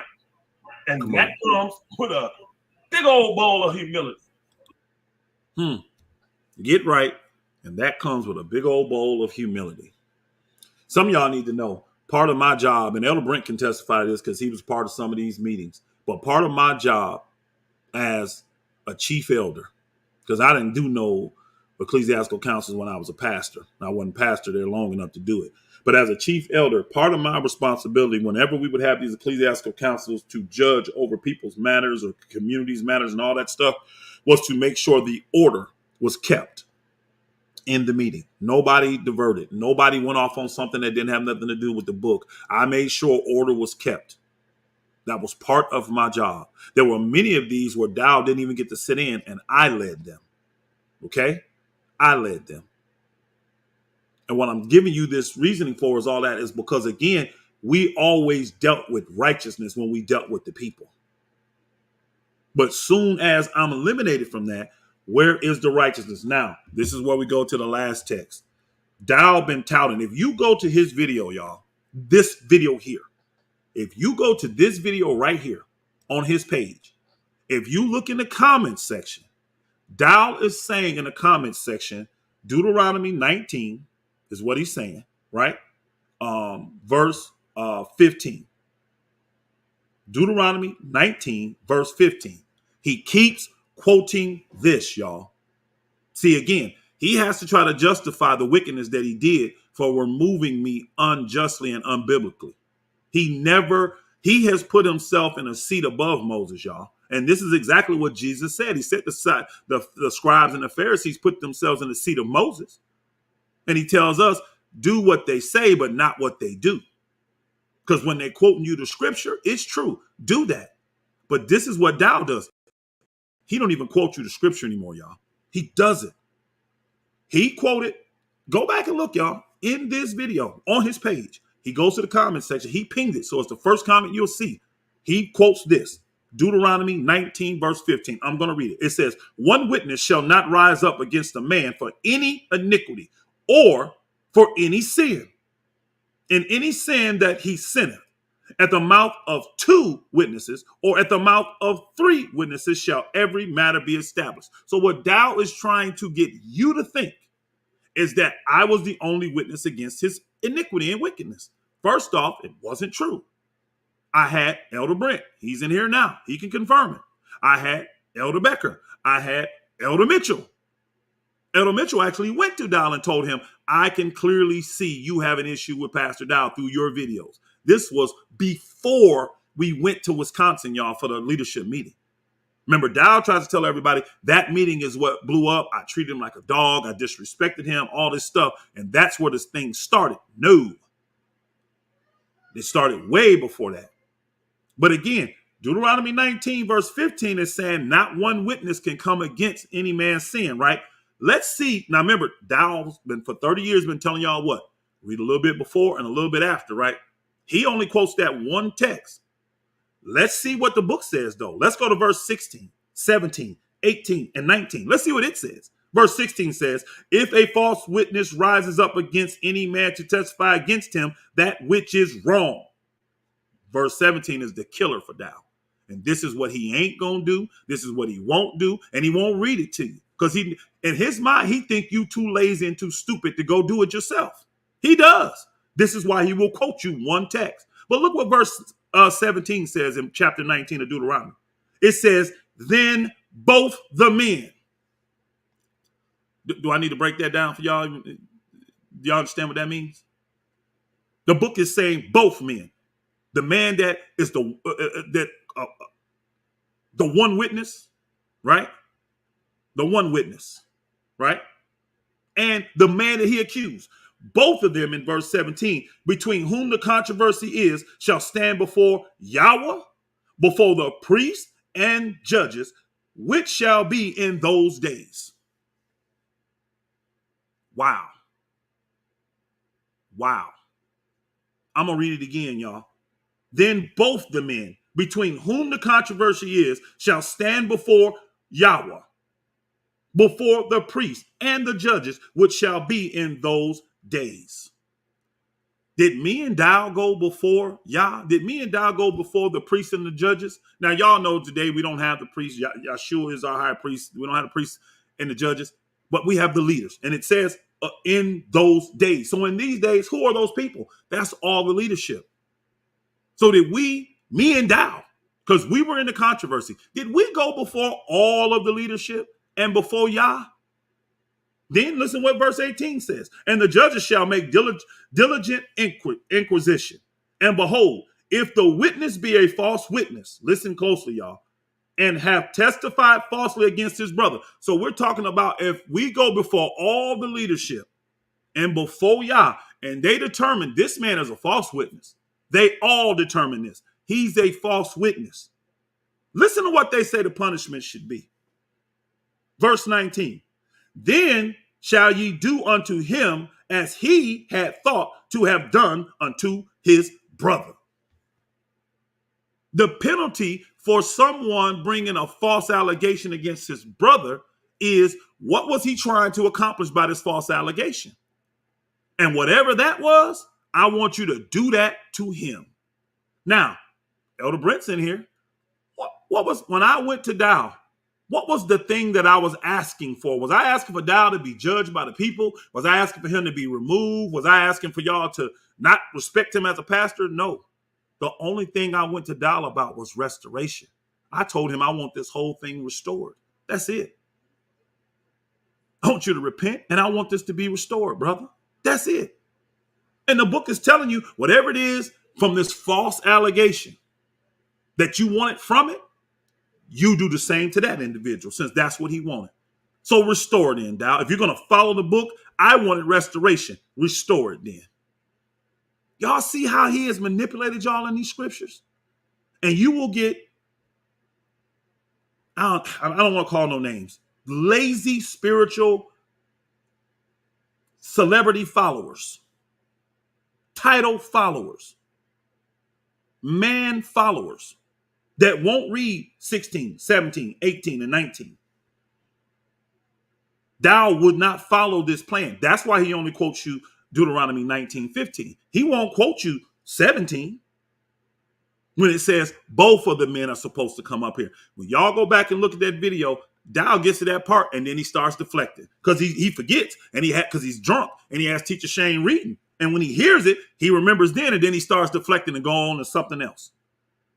And I saw the air go out the room in that drunk talk on Friday. The men like, dang, it just said both of y'all were supposed to go. Dow never put himself, and Elder Brent he can come in and tell you that I'm telling the truth. He can collaborate this. Dow never put himself in a seat to be judged. This book tell you if it's a controversy, both of y'all go before the Most High. Both of y'all go before the priests and the judges. Both of you. Dow never put himself in a position where he could go. He stayed in the seat of judging. He became the judge, the juror, and now he's trying to execute me. Tell Dow to read the rest of it, y'all. But he's going to ignore you because guess what? The people that love him and the minions that support him, they won't even read this. All they'll do is try to throw shade at me instead of actually dealing with the truth. And this is where I say there's no love. When you can manipulate these scriptures to try to coerce and put a cloak of maliciousness over these saints, you are a devil. You're a devil. And you're being operated by a devil. Man, I hope y'all really got this understanding. Y'all may want to go back and just listen to that video where you don't have to have my commentary and let the Holy Spirit minister. I ain't praising Dow in this. I'm not putting Dow on no pedestal. I'm putting Jesus on a pedestal. And I'm telling everybody in this video, you better vote with your feet. When wicked men come and they try to coerce you and they try to confuse you with the scriptures, you better vote with your feet. You better listen to the spirit that is holy, that is inside of you. That's what I said. Let's go. You follow the lead. You know what he's doing. Whatever Rob said, stick to the vision.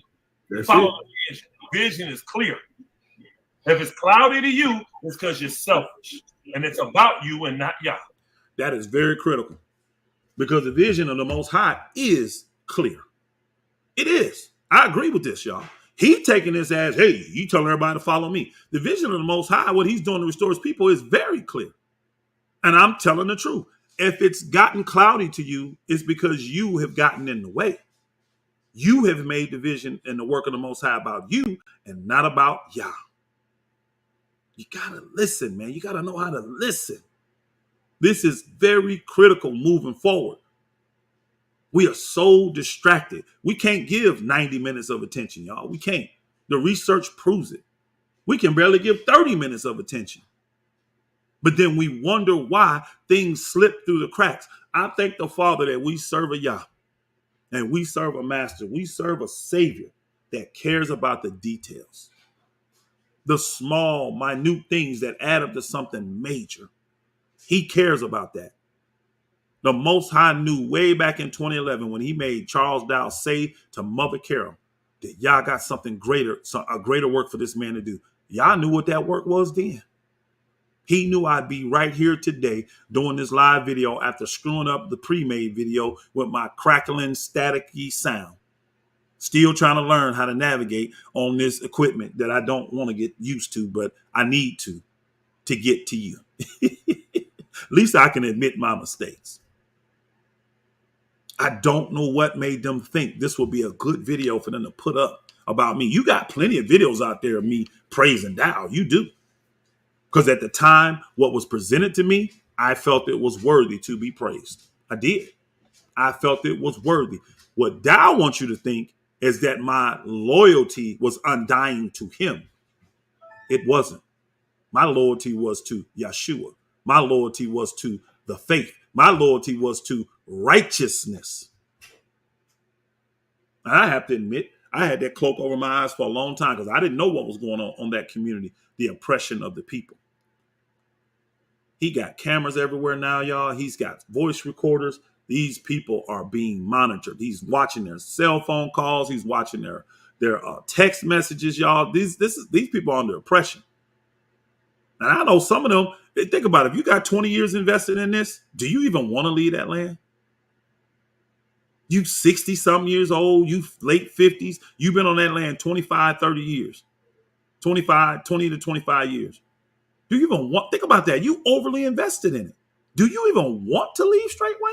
You want Dow to be judged. And guess what? That's what the people have been praying for there for years.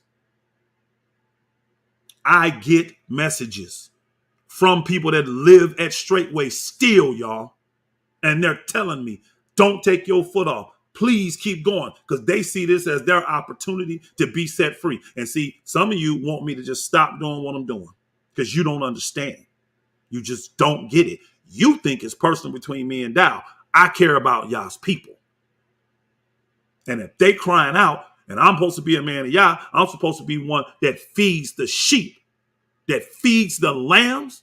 This is part of my responsibility, exposing them to the wolf that has them in bondage, that has them in captivity. His own people, he has made bond servants and handmaids. That's how he views it. He's told people, I can get other people that don't even live on Straightway, but these people have confessed it to them. That Dallas literally told people on that land, you should feel privileged and blessed that you get to live here and serve me. What is that, y'all? When Jesus clearly tells us, these are your brothers. Don't call him master. Don't call him father. Don't call him rabbi. He is your brother. We are serving together. And that's the problem where it shifted. Dow understood that back in 2011, 12, 13, all that, because his speech used to say it. I ain't run no community. I got videos. I don't run no communities. Y'all put these people over these communities. They're in control. I give suggestions. I don't run their communities. Now he's trying to dictate and run every community. He wants the control of all of it. And he's using it saying, I got to protect the saints. Look at these dogs. You the dog. You the one taking all their money. I ain't trying to build no mansion. I ain't trying to build that. The house I did build, which I'm glad I sold already, the one that we were building was because of you. I wanted to build a brothers barracks to move 3 more brothers onto the land. You said no. Build your house first. Make room for them that way. Now I understand why you told me to do it. Because you didn't want to be the only person out here building. You didn't want all eyes on you. But guess what, Dow? All eyes are still on you because you're a selfish dog. And I ain't finna get off into the name calls and all that. Really not. But that's what you are. And you try to put this video up, making me look bad. You ain't did nothing but embarrass yourself again, bro. Everything you do is backfiring because you don't get that you fighting Yah, not me. You ain't fighting me. You ain't fighting me. Let's go. This is almost done, y'all. This is it. It's almost done. That's it. And that's actually it. That's good. Listen to him. That's good. Watch Michael Israel. All right. That was good. That was good. So all the men up here agreed that what I said was accurate. You know why? Because it was scripture. It was book. It was book. That's why they agreed. Wasn't questioning Dow. I wasn't lifting up Dow. I was lifting up the Most High. Now, I'm here. So we got questions. I'm looking in the chat room now. I can give some attention to it. Sincere question, it said. Let me see. It says, so are communities commanded and biblical? And if not, did all leader take the check of the people? Truly a sincere question. Yes, when you in Straightway, everybody commits in the community to give all, including the leader. So people look at it and say, well, every member gave a check to the leader. The leader in most of these communities, except Dow's, were out working too. Remember, like in Georgia, we started in 2011. I had 2 jobs. They took me off the job in 2018. I still had 2 jobs, bro. I was bringing in more money. I've always generated more money for that community than any family does. I got the books to prove it. No family generated more money than my family did every single year I was at Straightway, Georgia. So it ain't just the people putting their money in the pot. The leader's supposed to as well. The problem has become is that Dow, he don't have much income coming in, but he's spending a whole lot of money. And then this all things common has left. It is not commanded by the Bible that you live communal, though. Acts chapter 2, Acts chapter 4 is not commanding you. Dow is actually teaching people over on his Patreon channel that if you don't live communal, you going to hell. There's nothing further from the truth than what he just said there. You are not commanded to live on community. What you are commanded to do is still be in fellowship. What you are commanded to do is go house to house to do it. Y'all understanding what I'm saying? That's what you commanded to do. That's what Elder Brent and myself, we're doing now. We have a big gathering every 3 weeks. Guess what? We switched the location. Why? We do them in his place, my place, another brother's place. That's how we do it. Why? Because that's what the book said do. And guess what? When we go there, it's not like if I go to Elder Brent's, guess who is the head person there, y'all? Not Pastor Rufus. Elder Brent is. If we go to the other brother's house that we're doing some of the large gatherings at, guess who's in charge? Not Pastor Rufus, not Elder Brent. That brother's in charge. So we follow his lead. See, what this does is teach you how to be the patriarch of your home. What it does is teach you how to be the priest and minister to your family.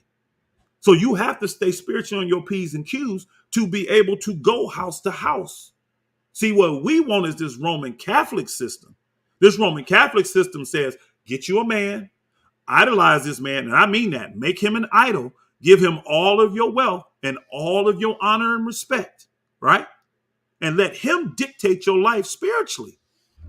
That is not in the book, y'all. I'm still waiting on one of these what do you call it?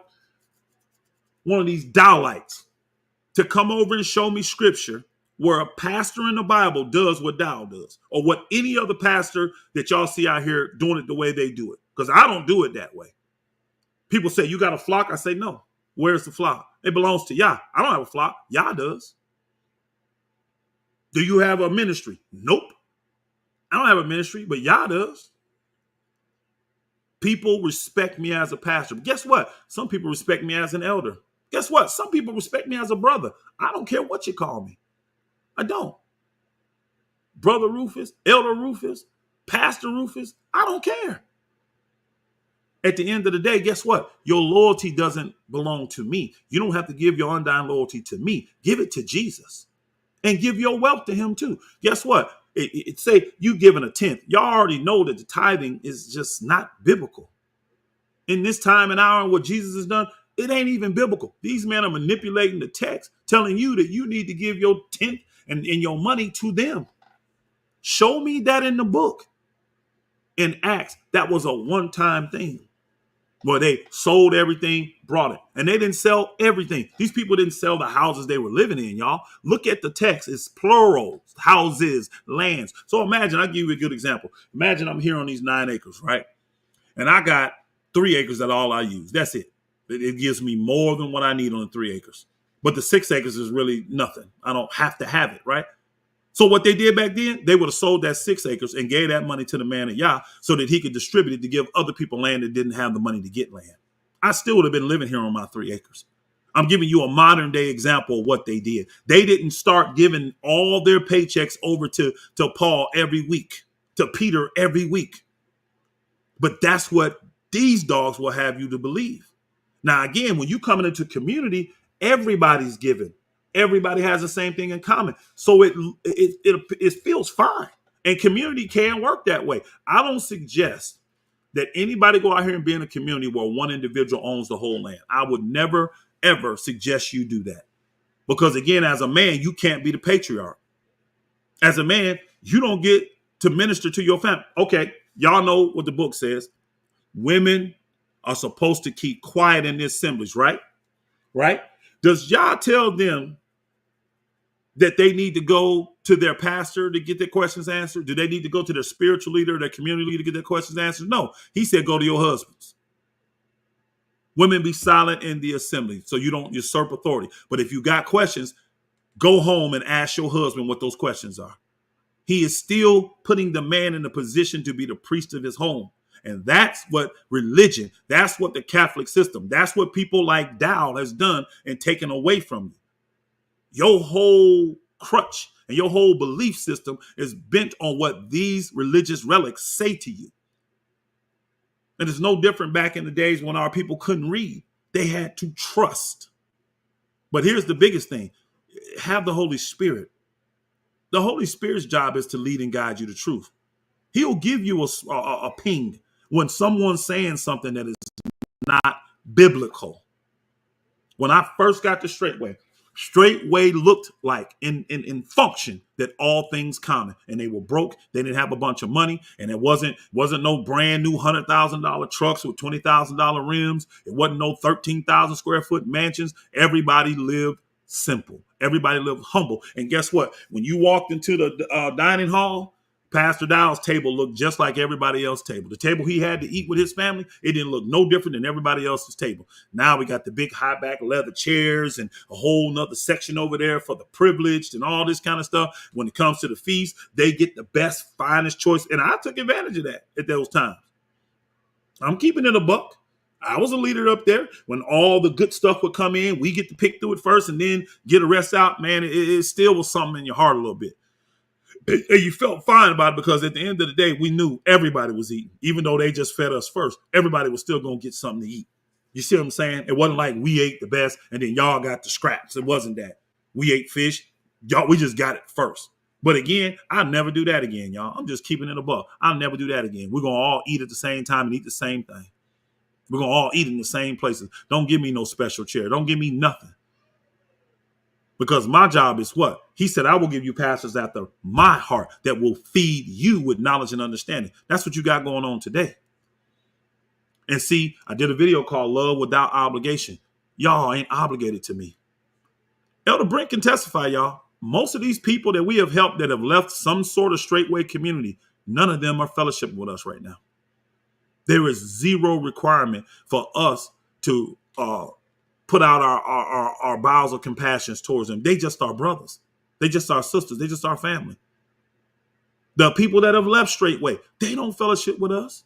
They talk to us, but they don't fellowship with us. They don't gather with us, y'all. There's no obligation.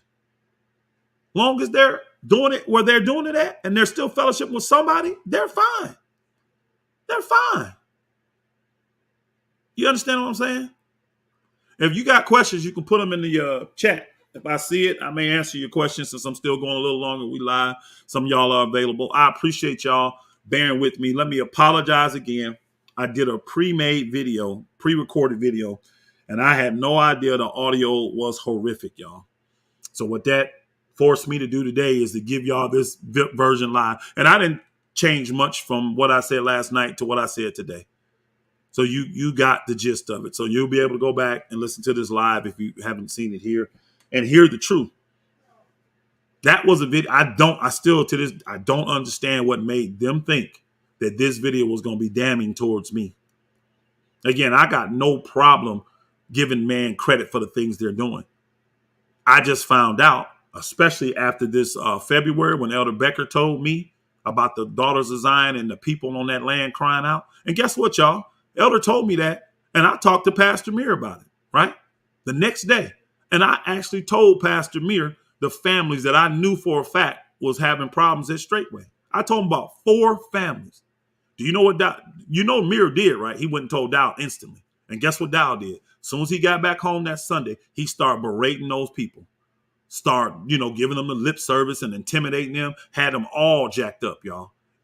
We went from having plenty of people that was willing to testify against the things that was going on against them to nobody wanted to speak anymore. But here's the fact, though. Here's the fact. 2 out of the 4 families have already left Straightway. So who was right and who was wrong, y'all? When I said these are 4, now I said this may not be all, but I know these 4 families are disgruntled. 2 out of those 4 have already left Straightway since then. Brother Ray family and Brother Victor family. It's already out there, so it ain't like I'm telling information you don't know. The 2 men that he tried to use in that video that he claims is the saints speaking against me in Georgia. The 2 men that he used to try to justify how much money he gives them, which we found that out to be a lie. Those 2 men are gone and their families. And guess what? More families are leaving, y'all. I'm going to keep doing this till y'all tell me we good. Just like Moses kept going back to Pharaoh. See, just imagine, y'all, if Moses listened to what some of these people out here trying to say to me. Man, just move on. It's obviously, man, just go do your own thing. Go prove him wrong. I don't have to prove nothing to Dow. And my lifestyle proves him wrong. Why? Because I'm functioning and operating like a true leader in Christ. I'm operating like a true pastor. A true pastor don't need to take your money. Go listen to what Paul said. Go read the last 2 verses in the last book of Acts. Go read it. He wasn't dependent on the people. I'm not dependent on the people. Contrary to unpopular belief, Elder Brennan here now. Dow believes Elder Brennan is funding me. Elder Brennan here, y'all can ask him. Ask him, is he funding my lifestyle? Ask him, is he giving me money all the time and paying my bills and all this kind of stuff we've been doing? It's lies, y'all. But again, because he said it, you're supposed to believe it. All right, somebody said, good question. I'm trying to find that question. Dollar already admitted people left, heard it with his own. Yeah, and a lot more people have left, y'all. And a lot more people about to leave. I'm getting all the communicate. Dow is raging, mad, and angry at me because first, his pocket's been hit, y'all. His pocket's been hit hard, and he knows it. And he sees that the people are not committed to him. He can sense it. When they fellowship now, y'all, guess what they got? They literally have a little section over there where you get one brother that gasses Pastor Dow up, talking about how he's a king and how we need to build more stuff for him to piss more people off. Then you got small groups of brothers that are sitting around, quote unquote, fellowship, but they're talking. Dow sees them talking. Y'all saw Elder Brent right there. He is not funding me. Y'all think he gonna lie before y'all? He is not funding our lifestyle. This home we in, he didn't pay for this. He didn't pay for it. He didn't. The cars we driving, he didn't pay for them. The gas to go in them, he didn't pay for them. Is he a friend? If I needed something, I know for a fact I could go to Elder Brent and he would do it. That I know. He's a true friend. And guess what? He wouldn't say nothing to nobody about it. He wouldn't have to put it out there. Oh, I gave this man a house to live in. He was homeless. Jamie came on and told all y'all they were not homeless. Stop. It's just a lie. It's just a lie, y'all. But to play with something so sensitive like that, where's the humility? Where's the meekness that Paul talked about in 2 Corinthians 10? Where is it at? Where's it at? This man don't have it, y'all. This man don't have it. Oh, Stephen V. Yeah, Elder's giving money. But I've given Elder money too. We take care of the needs of the people, bro. Yeah, we take care of the needs of the people. Guess what? Dow gave me money. And guess what? I gave Dow a bunch of money. I don't get your point on that one, brother. I really don't. When you said he gave you money, we give each other money in Israel. Wherever there's a need, we just step up and do it. Ask Pastor Corey. Ask Pastor Corey. They had a need for a SUV. Straightway Georgia bought that for him. We got that vehicle. Elder Brent went down there and fixed it. You know, like I'm say fix it. It was running fine, but you know how you make sure every little thing is good before you give somebody, because Elder Brent is a master mechanic. We did that for Pastor Corey. It didn't take him long to tear it up because he had nothing invested in it. Didn't take him long. We do this all the time. This is what it's about, y'all. This is what the book says about not closing your bowels of compassion towards your brother. This man has made it clear we'll never fellowship again. And guess what? He's right about that. I don't want to fellowship with a devil. This man has no love. He has no compassion. It says, Elder Brent, you and your community are in Virginia in the United States, aren't you? Elder Brent is in Tennessee. He's in Tennessee, and he doesn't have a community anymore. He shut his community down. When he saw the wickedness in Dow, he came back and told all those people, y'all can stay here if you want, but this is no longer a Straightway community. What we do here is help the saints get free, like Elder Brent just said. And whatever it is they need, we do. It don't matter if they need medical treatment. It don't matter if they need homes. It don't matter if they need vehicles. It don't matter if they need to find a job. It don't matter. Whatever they need, the Most High makes sure we help provide that for them with zero obligation. See, Dow does something you can see from his videos, y'all. He wants an undying loyalty because we bought that land and then he went out and bought that trailer and the materials to build that trailer up. I'm supposed to be dedicated to him no matter what he does. That's what he wants. And if not, now he wants to tell you that I was homeless and he gave me a place to stay. You ain't gave me shit. You ain't gave me shit, Dow. So stop it.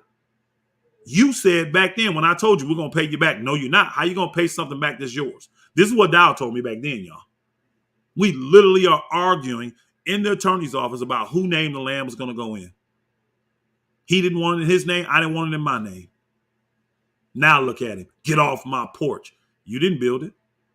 You only helped put the roof on. We helped with that. We did the rest of it. You didn't build that land up to where it is now, but you want to sell it and make the money off of it. You ain't done shit there. You ain't done nothing on that land, Dow. You didn't put a driveway in. You didn't contour the land. You didn't grow no gardens. You didn't grow no chickens. You ain't done nothing with the pond. You ain't done nothing on that. You ain't set none of those trailers that we had there. None of those. We built that livable space to that 2-bedroom, 1-bath. We remodeled that house multiple times. You ain't done none of that. But you want to gain from it. You want to gain from it. He said it publicly. I'm going to do this and I'm going to get them more land and I'm going to sell this. Well, you go ahead, Dow. You'll get your reward right here, too. Now, if y'all don't have any more questions for me, I'm going to go ahead and shut this live down. I think we've been going for almost a couple of hours now. Again, I do apologize to y'all that were trying to listen to the pre-recorded premiere. I did not know while I was making that my audio was horrible. I did not know. Had no clue that it was bad. And, that's why I'm on now, going live. And I wanted to make sure y'all got this video. So we just doing this video live. It says people like him are dangerous because you help us. I can tell you when you're wrong. Man, please, booger. The problem, man, is this Dow is he's gone rogue and he's very selfish. Stephen V says, which is it? Dow gave you money or he gave you no money? Your porch or Israel's porch? We gave each other money, Steve V. What are you listening to, brother? Dow gave me money and I gave Dow a bunch of money. I gave Dow money every month.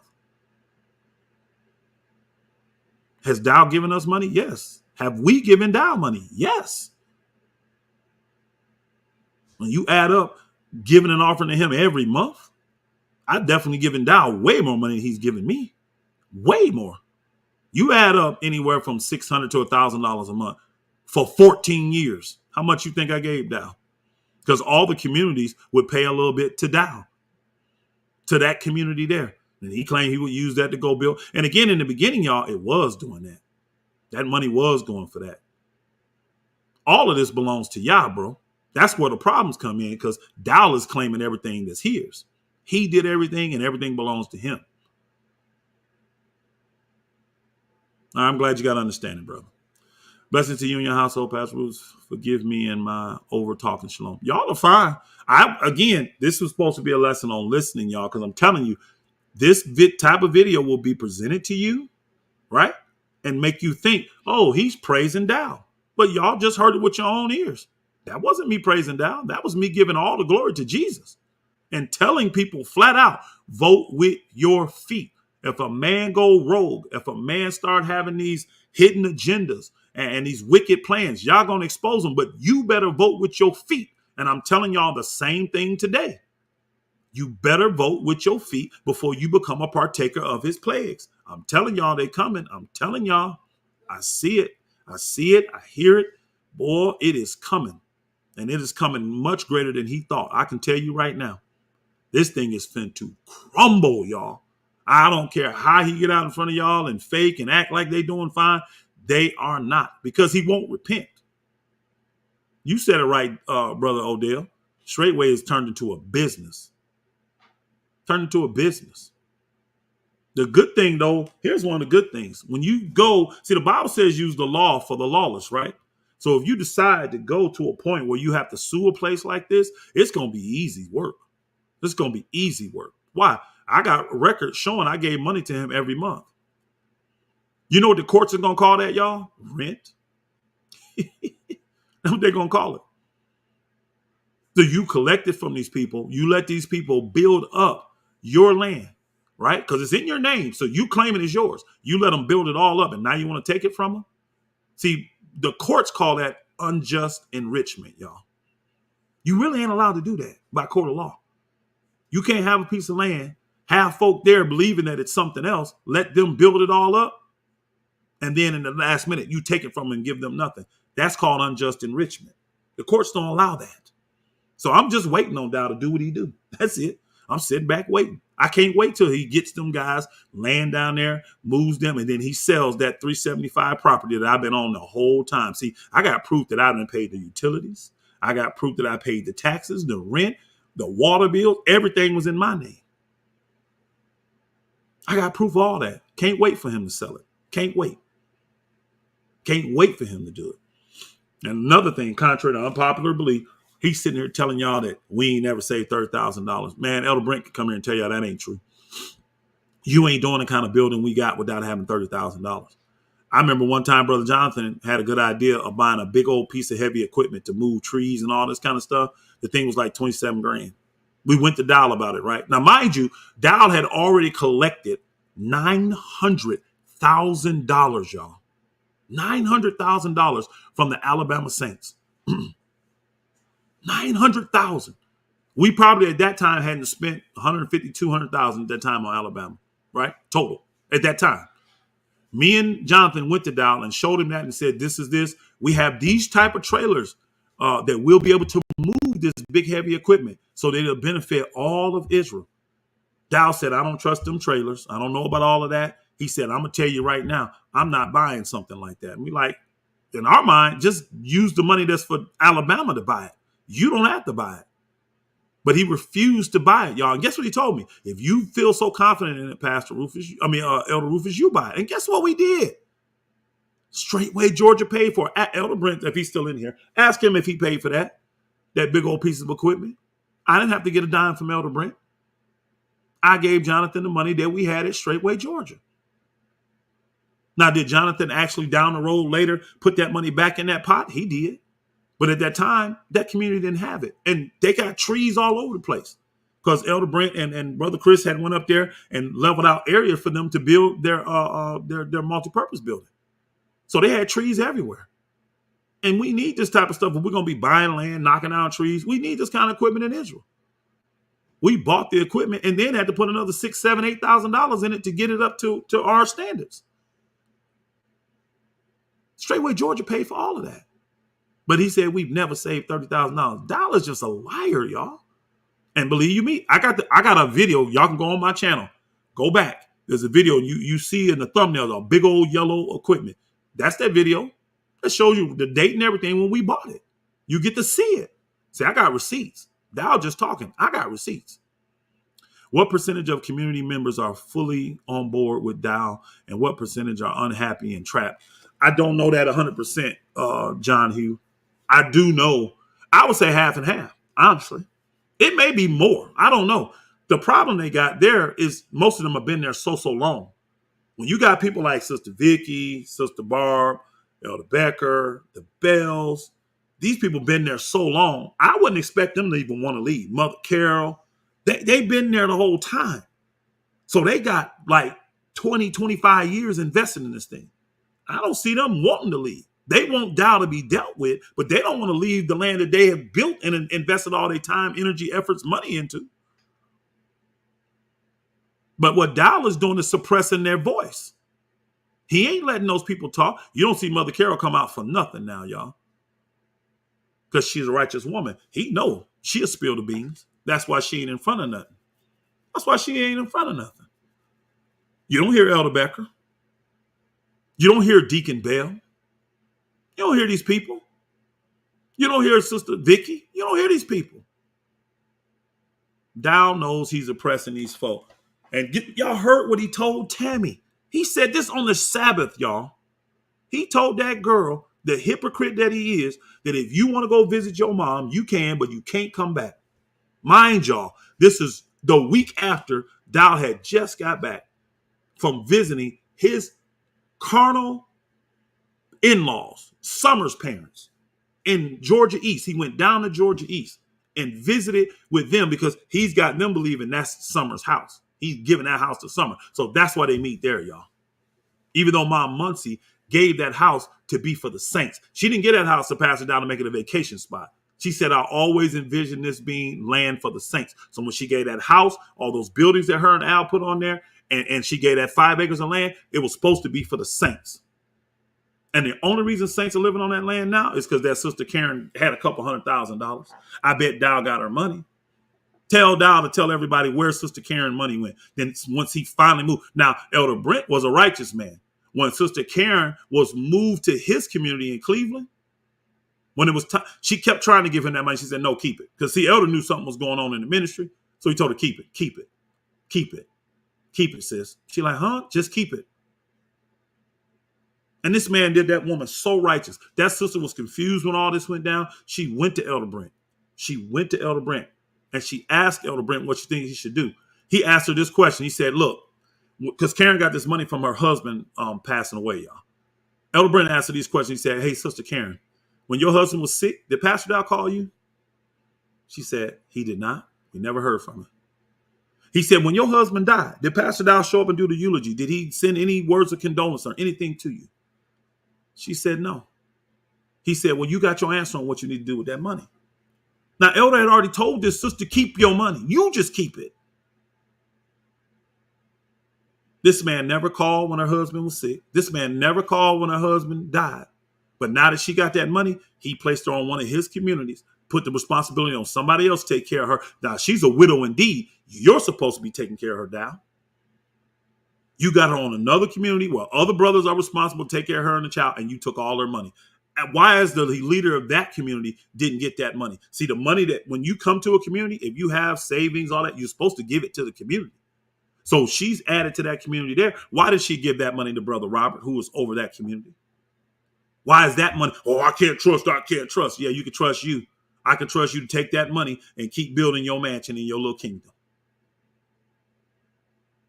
The dude is off the rails, y'all. And y'all judging him. Threats about, yeah. Dow has made it a very uncomfortable situation for all those saints there. They are being intimidated.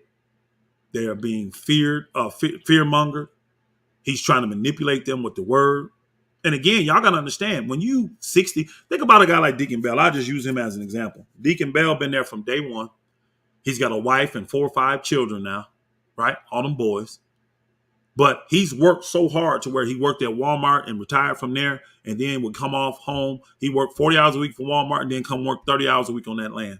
He's done that for 20 plus years, y'all. His body is broken down now. He can't work anymore. His knees are shot. All that, he walking with a cane, all that good stuff, right?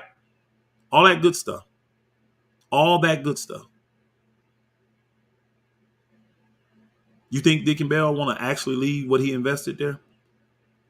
Go out and start over with a wife and all those little boys?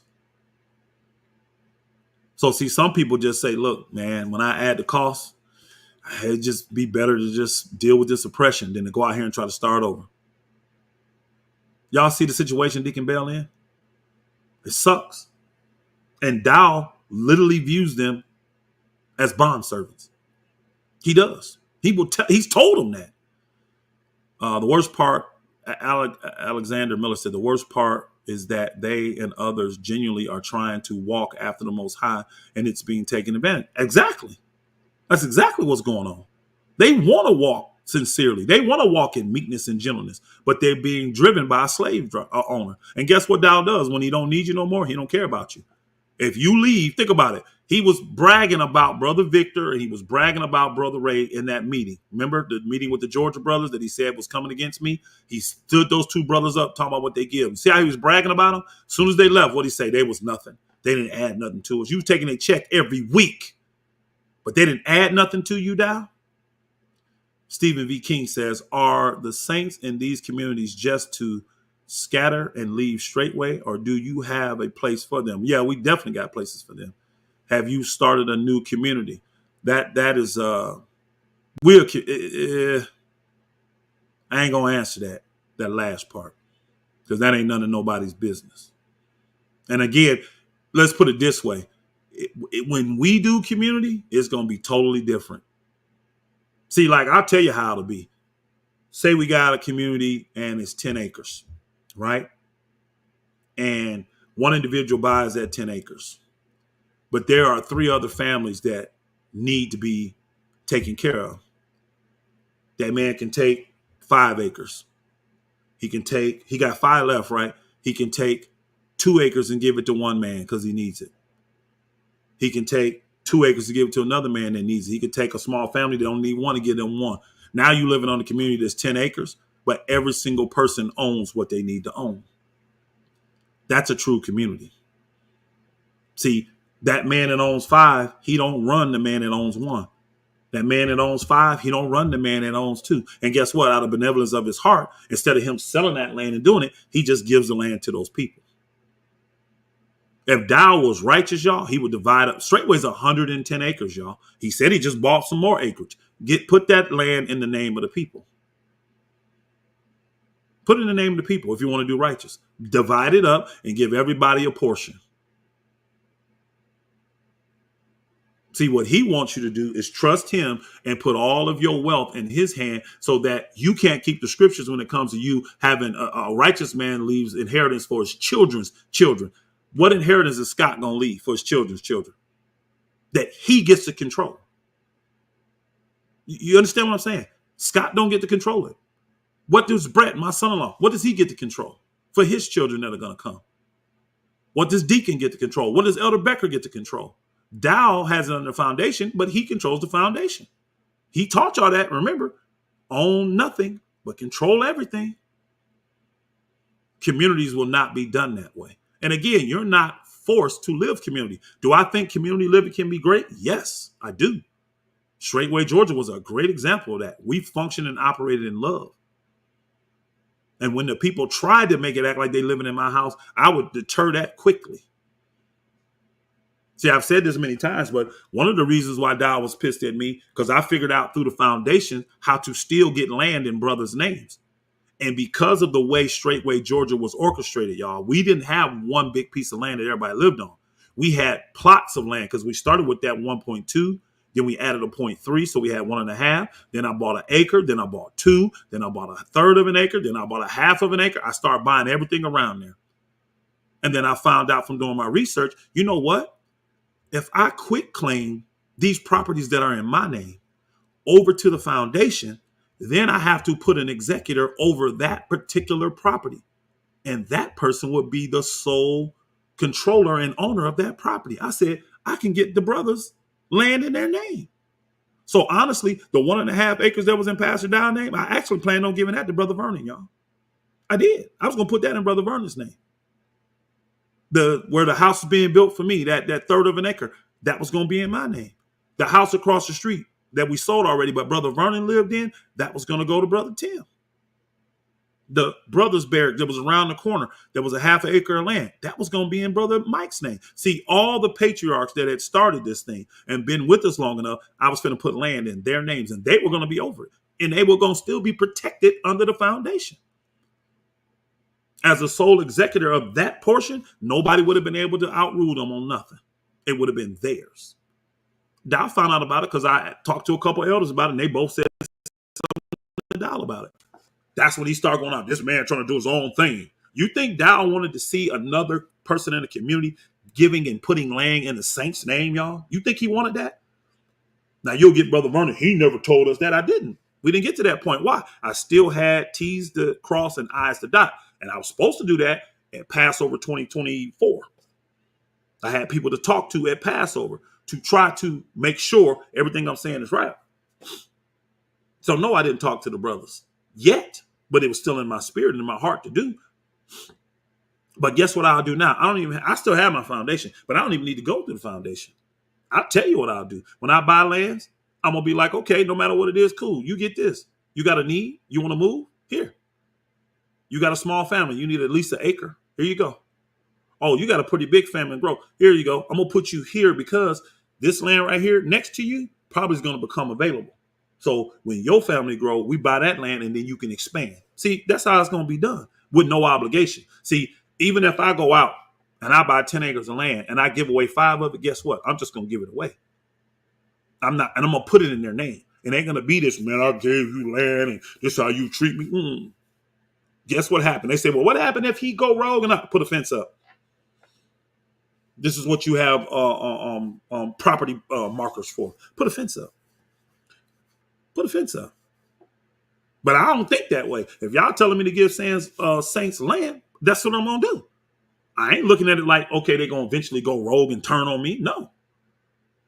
Even if that happens, the Most High Yah knew that was going to happen and he got that already worked out. Maybe they'll sell it back to me. Maybe they'll want to move. You see what I'm saying? Who knows? But I'm not going into it thinking that's what it's going to be. I'm actually thinking this will be my neighbor until we go to the kingdom. And we'll be able to help each other and share things with each other. And guess what? We'll still be able to do what the book say, go house to house for fellowship. One Shabbat we'll go to his house. Another Shabbat will be at my house. Another Shabbat will be down the street. Another Shabbat we'll go over here where Elder Brent is. Go house to house. That's what they did. I know one thing I'll never do again. I ain't building no more big, like a multi-purpose. I ain't doing that. Nope. Because I don't see it in the book. I ain't building nothing that can be looked at as a worship center. I'm not building no dining halls. Nope. We're going to eat. We're going to eat on our decks. We're going to eat on our houses. We're going to go house to house in fellowship. Go read it. In fellowship and praise and worship. That's what we're going to do. We're going to follow the book. We're going to follow the book. So will saints be able to purchase a property or land in Israel with your version of community? Yeah, saints can buy what they want to buy. They can buy what they want to buy. Now, to me, I don't necessarily know if you need to charge them. Because like if I got 10 acres with my size of family, what we want to do, I don't necessarily have to have all that. Because I'm not looking to do cows if Elder Brent is already doing cows. I don't need everybody doing cows. Everybody don't need to do the same thing. He may want me to just do all the chickens and goats, so I can do that. I don't need 10 acres of land to do that. Give me 5. Give me 4, really. Shoot, you can do it with 3. We did it with 1.5. We did all that with 1.5 acres of land, y'all. So you just have to know what you got need of. But then always put yourself in a position, hopefully, where you can expand. See, pieces of land I look at what's around it as well. Will I be able to grow this out? Why? Well, if we're going to leave inheritance, we want to give it in true inheritance.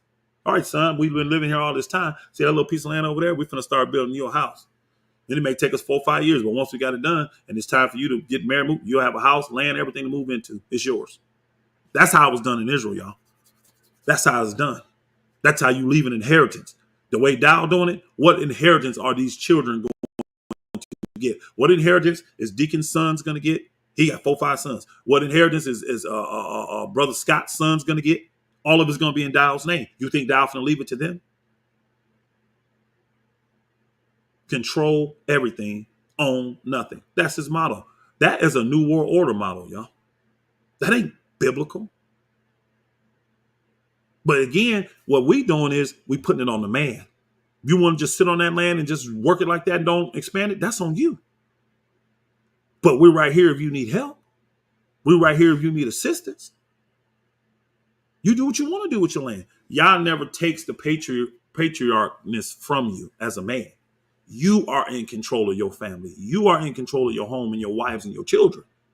The way this system's set up, you have to submit yourself to this man. And if you don't, you're rebellious. Show me where any one of those men in there dictated another man's home. Just show it to me, y'all. This is what the Roman Catholic system brought in. This is the religious system that the Most High is telling us that we have to come out of. It is. Where you got this one individual dominating over everybody, doing exactly what Jesus told you not to do. Jesus didn't even do this when he was here, y'all. He didn't do this to the people. He didn't make these demands. He didn't command these people to do all this stuff. Show me where Jesus commanded everybody to bring their money to him. You don't think that the people back then and who knew who Jesus was didn't want to give him everything? And he refused it. This man didn't even have a place to lay his head. But Dow wants to mock about homeless when our Messiah was homeless. No love, man. What is Servants of Yah about? Talking about Pastor Dow. Pastor Dow is not part of Servants of Yah. Servants of Yah is just, people will look at it as a ministry. It's not a 501c3, nothing. I just use that term because that's what the Bible calls the people that actually serve Yah.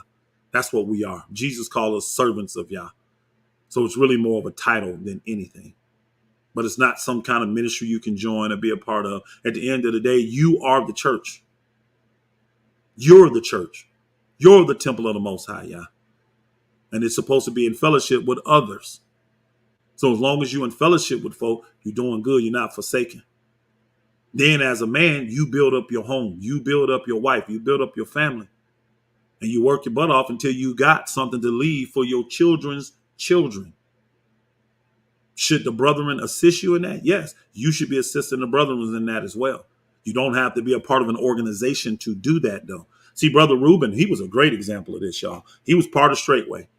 And everybody looked at Reuben as just Mr. Do his own and rogue and all this kind of stuff. That's what they looked at him as. But what Reuben did was never give up being the patriarch of his home. He never did. He never stopped being the priest of his home. When anybody from Straightway called him, Reuben would show up to help. But as for putting his household up under a man, he never did it. And I respect Brother Reuben for that. Because guess what? The Most High had an example right there in front of us, and we just didn't even really realize it. And he came to fellowships. He actually bought land, moved closer to us from Alabama, moved closer to us, and then he started coming more frequently, from once a month to twice a month. Again, that's what the book tells us to do, y'all. It don't tell us tithing is not biblical, y'all. It's not. Show me one man in the New Testament where everybody was giving their money to him every month, every week, and he was taking that living off of it. Show it to me. Paul made sure that he never was a burden on the people. Did they still give offerings to the disciples to go out and help the people? Yes, because they knew they were going to all these different countries spreading the word. But it wasn't a tithe that it was obligated. It was just an offering they gave to help. But it was never a burdensome thing. You don't think this is burdensome building this mansion for Pastor Dow? All these brothers have to come in from all over the place. Look at all the people he got working for him building. Reuben was 100% right. And I called that brother and thanked him, y'all. Ask him. I called Brother Reuben. I thanked him. I said, brother, you've been a biblical example in front of me all these years, and I couldn't even say it. I'm so grateful for you, brother. I'm grateful for you. And I believe you me. I've been there with Brother Reuben because he's been faithful. He's been in fellowship the whole time. Him and Brother Victor. They were fellowshipping with us when we were up on Lookout Mountain. They were part of the Bama Saints that came over then. I got pictures with Victor and his girlfriend at the time, and they're married now, but I got pictures with Victor and that when they first came. Reuben's been a real brother. He's been a real example. I can say that. And I'm going to take that and what the book say, and we're going to take it to the next level. People got to know that this type of love is not garnered with obligation. Dow obligates you. You got to pay for the gospel on his, Patreon channel. You got to send him offerings. Dow literally told me the way I know somebody with me is if they're giving me money. And see, because I'm inside, it just went over my head at the time, y'all. I would say something in my heart like, I don't care nothing about that. They ain't got to give me nothing. But it didn't make me look at the wickedness in that because of all the good that I thought that he was doing. Does the children of Dow and Mother Carol have together live? No, that's Chuck, and that's what's the name? If you go to my last video, Chuck comes on there trying to defend his dad. I didn't erase his comment. Now, if it's gone, it's because he erased it. He came on there. He always comes out the woodwork when somebody's got a beef with his dad and act like he's Mr. Tough Guy. He ain't gonna do a damn thing. He's a pothead, is what he is. He's a pothead, and I'm just keeping it simple. And Lydia married another guy. Both of them left knowing who their dad were. Do they still have respect? Chuck has respect for his dad, and he still loves his dad, but he'll never go there. He was the one. I heard Chuck say that this slave labor being under his dad. That's why they left. Lydia knows the evil of her dad. She don't even talk to Dow anymore. She'll talk to Mother Carol, but she don't talk to her dad. That's just a fact, y'all. Do they love their dad? I believe they do. I do. I believe they love Pastor Dow. They're not going to put it this way. They don't love him enough to go submit to his ways, though. These are his own children who grew up in that community, y'all. They were little children, 5 and 2 years old when they went on that community. I believe Chuck is 37 now. He ain't finna go submit himself to Pastor Dow. So how much defending are you actually doing, Chuck? Chucky third? If Dow is that good, go submit yourself to it. Go make yourself a modern day slave. Because that's what Dow has turned this into, y'all. He has put his people back into bondage. And they're not his people. Now that we're going and we finding all this stuff out that Dad Dow told. I got many, many people that came to me and told me they are eyewitnesses to Dad Dow telling them that his father, that Dad Dow's father, was a white Irishman. And y'all know that our lineage comes through our father. So if Pastor Dow's granddad was a white Irishman, he ain't Shemitic. He ain't. So he is not the guy that the book is talking about, that Yehudim, that true Yehudim, that you need to grab a hold of his skirt. The nations are going to do it. He's the imposter. I know he's been talking about the imposters over there in Israel right now, all that. Actually, Dowell is the imposter. Come to find out. And this is why he has no problem putting the people in bondage.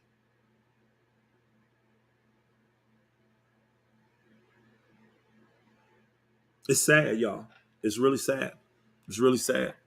Now, we've been over 2 hours, y'all. I think this has been a good 2 hours, 20 minutes. I think this has been a good live. Again, for all of y'all that endured with me earlier, I do. Oh, I'm sorry, there's a question. Noami.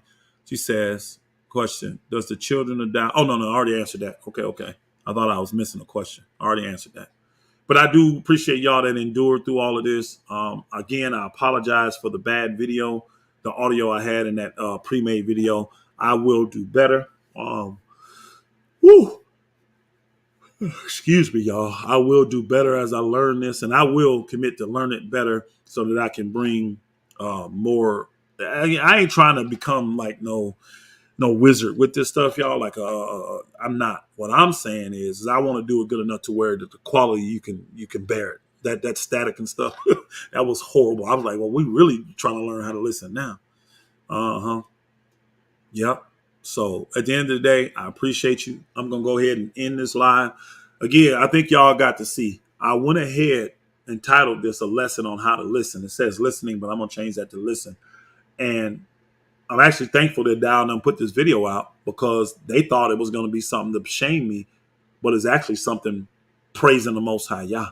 Y'all are getting to hear a true pastor instruct you on what you should be doing spiritually on a daily, weekly, monthly basis, yearly basis. And it's being dedicated to righteousness, not a man, not a ministry. Hey, bless you all. Be encouraged as you go forward. I know some of you follow their calendar, Dow's calendar. So you're in the feast mode and all that kind of stuff. I found that calendar to be off, honestly. And we're not following that calendar. And we're doing our feast times at a different time. We are still, again, I was keeping the feast and doing all that before I met Dow, y'all. You think I'm going to stop? So we already have rented a spot. And see, everything we do now is invite only right now until Yah does what he does with his judgment and the smoke clears. It's invite only now. It's invite only now. So we've invited certain folk to be able to come and fellowship with us for the feast next month. And we're going from there. But just stay prayed up, y'all. This is like Paul said. Remember we read 2 Corinthians today? The weapons of our warfare, they are not carnal. This fight is not going to be won carnally. It's going to be won spiritually. So you need to stay in prayer. You need to be praying that Yah's judgments go forward. You do. You need to be praying that the people that feel oppressed and don't want to be there, that they can get out and get free. But believe you me, I see what the Most High is doing. I see the work he's producing. And I'm telling you, nobody going to be able to take credit for what he finna do, y'all. Nobody. To covering the video again without audio difficulty. Will you go back to covering the video? I don't know what that means, brother. I'm not sure what you're asking me, Brother Steve. He said, will you go back to covering the video again without audio? We haven't had any audio difficulties on this live, right? So I haven't seen anybody say anything about audio problems on this live. So we good. The video I deleted. It was just unbearable to listen to. The actual old video, I just deleted it. But I said the same things. I didn't really change up much. I didn't really alter it. I said the same things live now that I said in that video that I pre-recorded from last night. So bless y'all, saints. Love y'all dearly. Some of y'all see I probably start putting my email in the bottom of the description because I've been a lot of folk I need to reach you. That's the best way to start off. Once you get the email, we talk, I'll send my number, all that kind of stuff. But I will put that in the description of this later of this video and get the title the way I need it. But I love you guys. Y'all stay encouraged. You need anything, reach out to myself, Elder Brent. And let's just keep fighting a good fight of faith. All right. Bless y'all. Shalom, shalom.